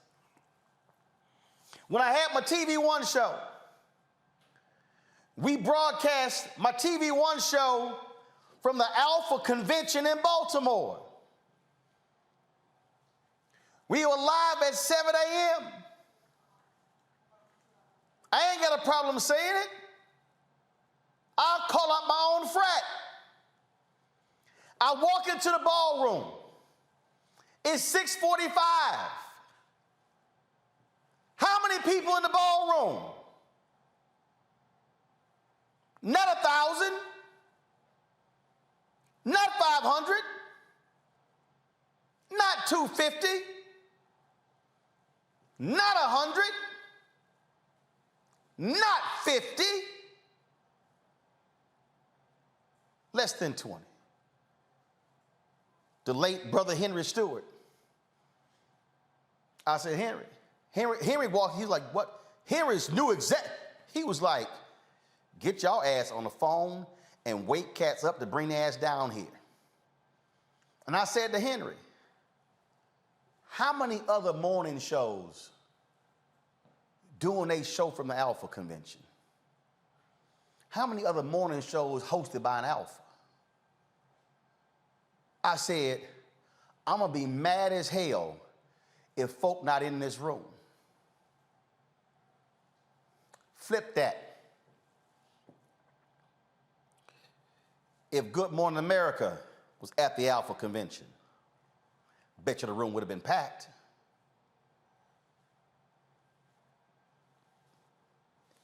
It's right here. It's right here. What we are going to have to learn as black people is that we are going to have to confront our need and desire for white validation.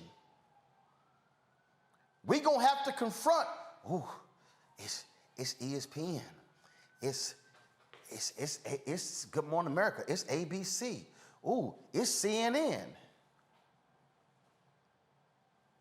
We're going to have to, as long as we never show up for our stuff, then we are never in a position to go demand more. And when we can't demand more, then we'll never be able to build more.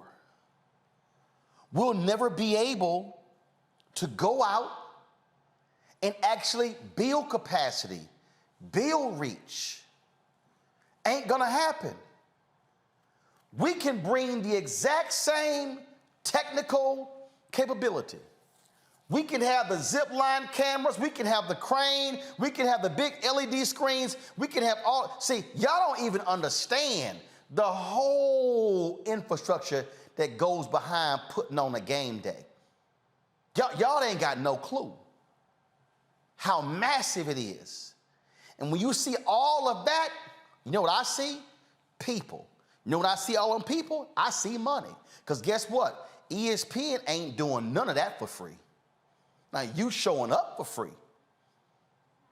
Yeah, they showed up for free at Jackson, Mississippi. The fans showed up for free.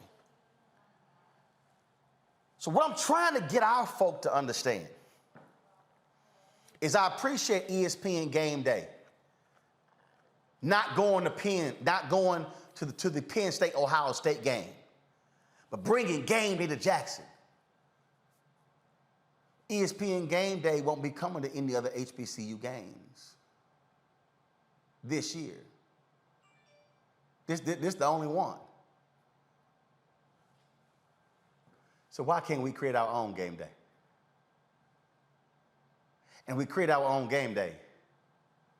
Will we show up the same way? Play the video.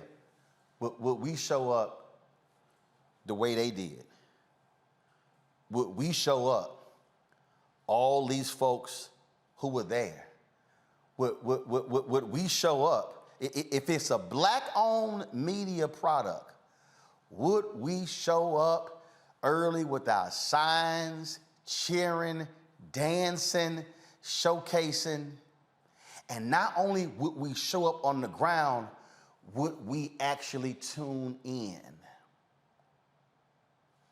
I think a lot of y'all already know what that answer is. I'm just going to close out with my panel right here, Julian, Jason, and Lauren. And Jason, I'm going to start with you. No, Julian, I'm going to start with you. You president emeritus at Bennett College. I'm trying to get us to start changing this, Julian. When we start valuing, keyword, valuing what's ours, appreciating what's ours, giving our media, black-owned media properties, the same respect and energy that we give to white media companies, then we'll see, to Terry's question, the reach, the capacity.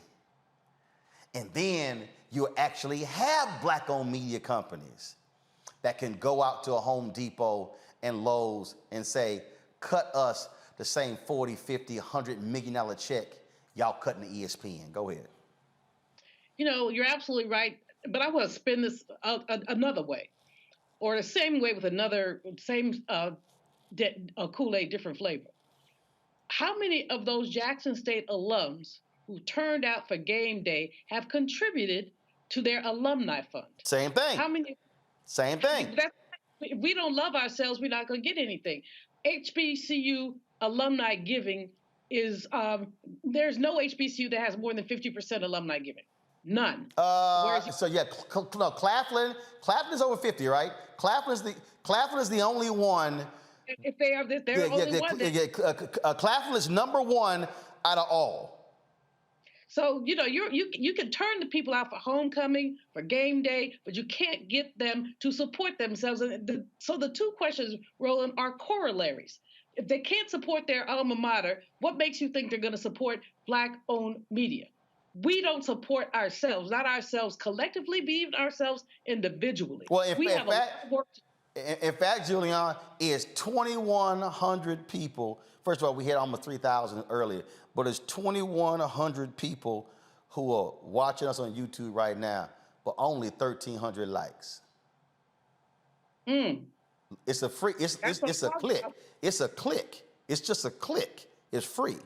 See? That's what I'm talking about. Same thing. And see, when you click that like, it impacts the algorithm, which increases our revenue. But see, Jason, I'm just trying to get our folk, Jason. If we don't change this, Jason, we're gonna keep sitting here going, why don't we have this and this? And why can't we cover this? And why don't we have our own? Why don't we have because we are so giving to others, and we don't even give the same level of energy and support to our own. Jason, go ahead. You know, there's such a rich and incredible conversation that needs to be had about white validation.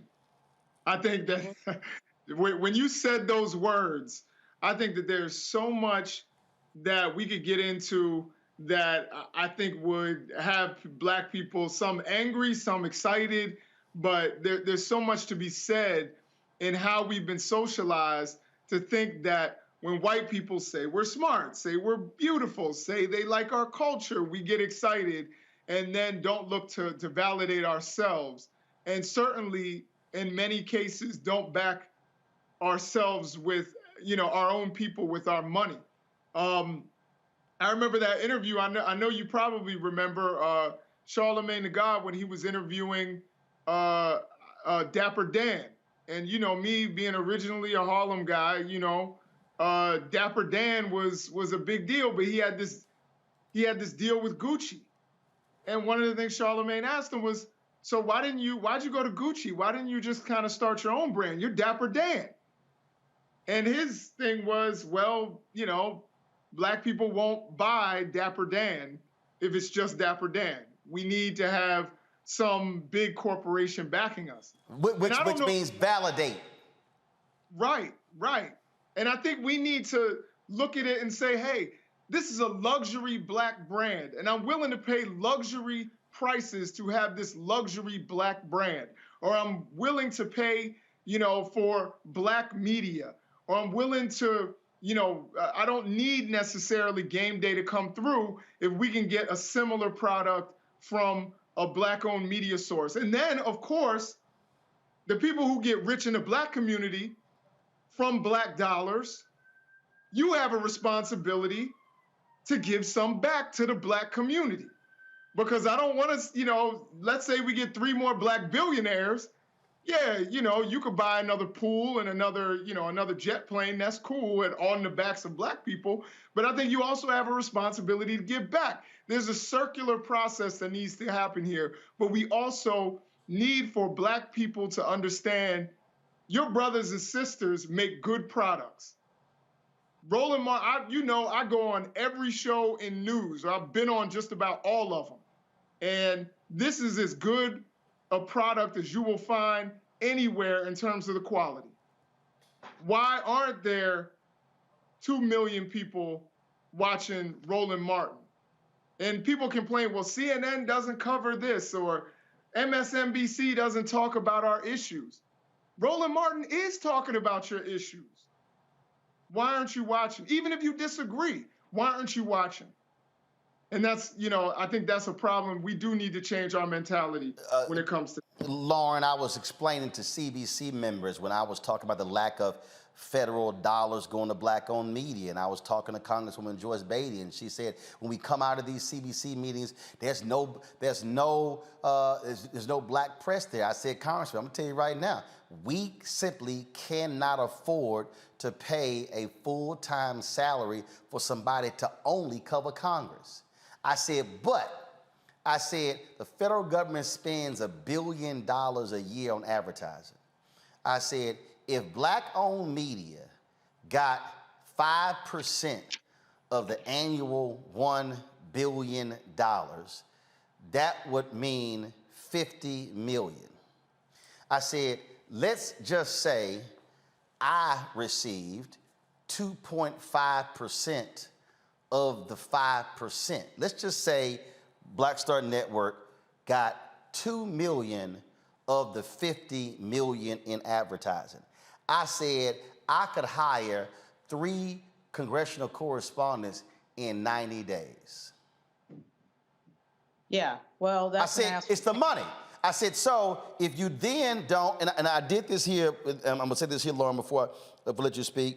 Here's the second thing. And I discussed political advertising. I've already run the numbers. Based upon our size, based upon the fact that we are the only daily Black news show. Now, Byron Allen just launched 2 shows on the grill last Monday, but we've been here 4 years.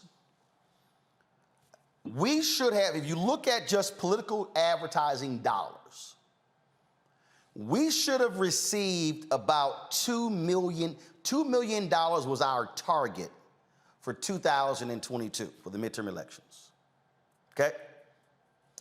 Let's just say the Black tax is in effect and we only get 25% of what we should be getting.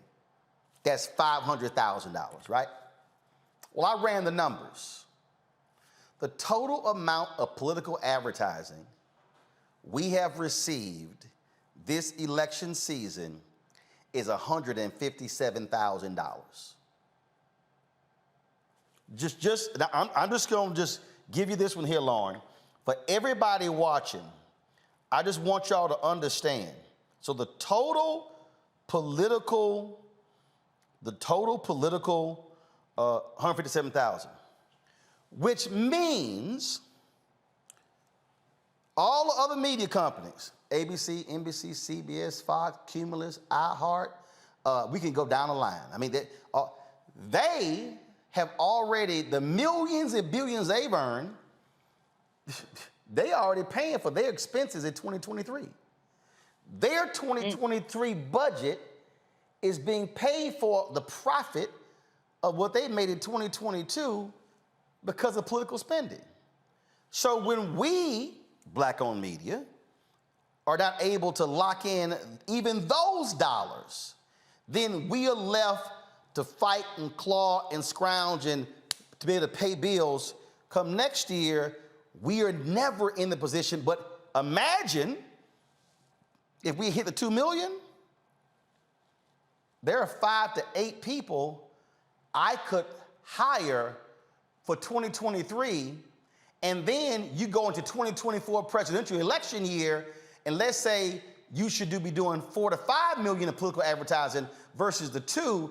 That's how, to Terry's point, how you build reach, build capacity. And that, in a nutshell, y'all, explains why Black-owned media is never in a position to do that, because our Black consumers, we have to value us, watch us, support us, show up, show out, like game day. And so then when we go to the Home Depot and Lowe's, we go, look at the numbers, look who's showing up, cut the same check, you're cutting ESPN. Lauren, go ahead. Well, the money that you were talking about with regard to Joyce Beatty and the political advertising and the party, you know, I don't understand. At some point, there does need to be sort of an ultimatum, it seems to me, of telling people, if we don't get the money, if we don't get this, we're not going to encourage people to vote like we've been encouraging people to vote on the air.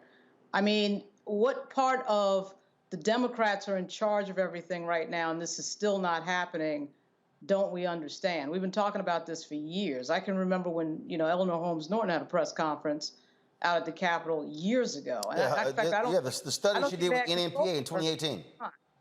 Right. And so I think we need a new, tougher, tangible asking strategy, frankly, with that particular issue, because it seems like we are amplifying a lot of, certainly, there's a lot of amplification going on with the DNC and DCCC messaging, and yet what is the return on investment? At some point, there should be a return on investment for that. Yeah. Particularly if what few media organizations we have are actually covering, you know, what the Democrats are doing. Yeah. With regard to Jackson State, I actually think that when we say, you know, white validation, I'm not sure that we can't do two things at the same time there. I mean, we can be on ESPN and violate and support our own stuff. But we don't. No. In fact, we don't. Amplify stuff. I mean, Jackson State can use ESPN to amplify Jackson State. No. And then continue on with what they're.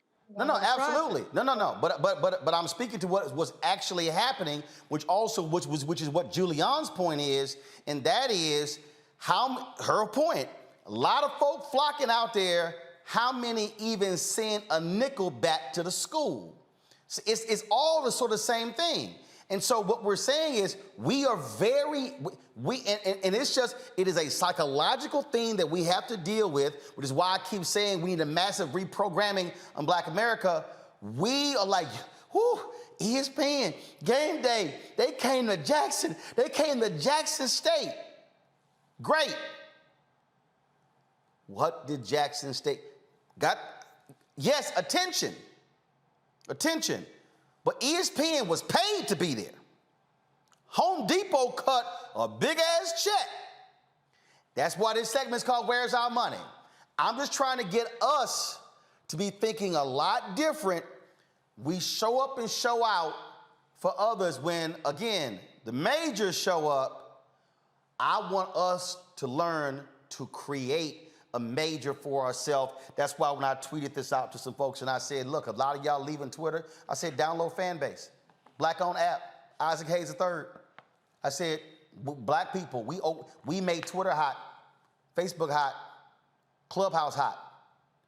But when we have something that's Black-owned, we like, I don't know. I had somebody say, well, you know, Fanbase got some glitches. Shit, I remember when Facebook and Twitter had a lot of glitches. Instagram had a lot of glitches. But the millions and millions that were poured into them made them better. And that's what made them multi-billion-dollar corporations. Same thing. This, Black America, this has to change. This.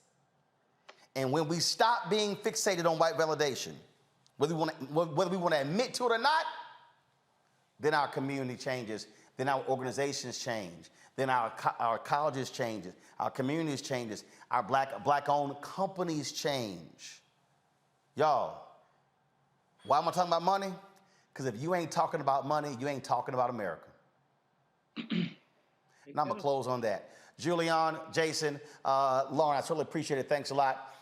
Folks, please support us in what we do. Download our Black Star Network app. Same thing. We got about 930,000 YouTube subscribers. We haven't even hit 50,000 downloads of the app. Download the app, folks. When I go to corporations and I say we have 500,000 downloads, that's money. Apple phone, Android phone, Apple TV, Android TV, Roku, Amazon Fire TV, Xbox One, Samsung Smart TV. You can also, of course, support our Bring the Funk fan club. Every dollar you give goes to support this show and what we do. Seeing checks and money orders. Y'all, your resources matter. I told y'all. Let me tell you something. Again, in where we're tracking right now, $157,000 in political ads that we got in all of 2022, we'll end up probably getting $600,000, $700,000 in donor giving. Hopefully, but we're trying to max that out. That shows you right there, folks, the discrepancy, and it's just real. And that's what all black-owned media is facing. Checks and money orders, P.O. Box 57196, Washington, D.C. 20037-0196. Cash App, $RM Unfiltered. PayPal's R Martin Unfiltered. Venmo is RM Unfiltered. Zelle is roland@rolandsmartin.com. roland@rolandmartinunfiltered.com. Get the copy of your book, White Fear, How the Bounty of America is Making White Folks Lose Their Mind. Available at all bookstores and brick and mortar. Download from Audible as well. And y'all see my Astros, here's the deal, raining in Philadelphia, so no game 3 tonight. So I sent Mark Lamont Hill and some other Philly folks my setup. So you know I had to have all my Astros stuff getting ready for game 3. So game 3 is going to be tomorrow. And so we look forward to that tomorrow. So y'all know how I do. And so this is, of course, won a World Series in 2017. And so I'm looking forward to getting some new gear, seeing World Series champs in 2022. I'll see y'all tomorrow right here on Roland Martin Unfiltered on the Black Star Network. Hi!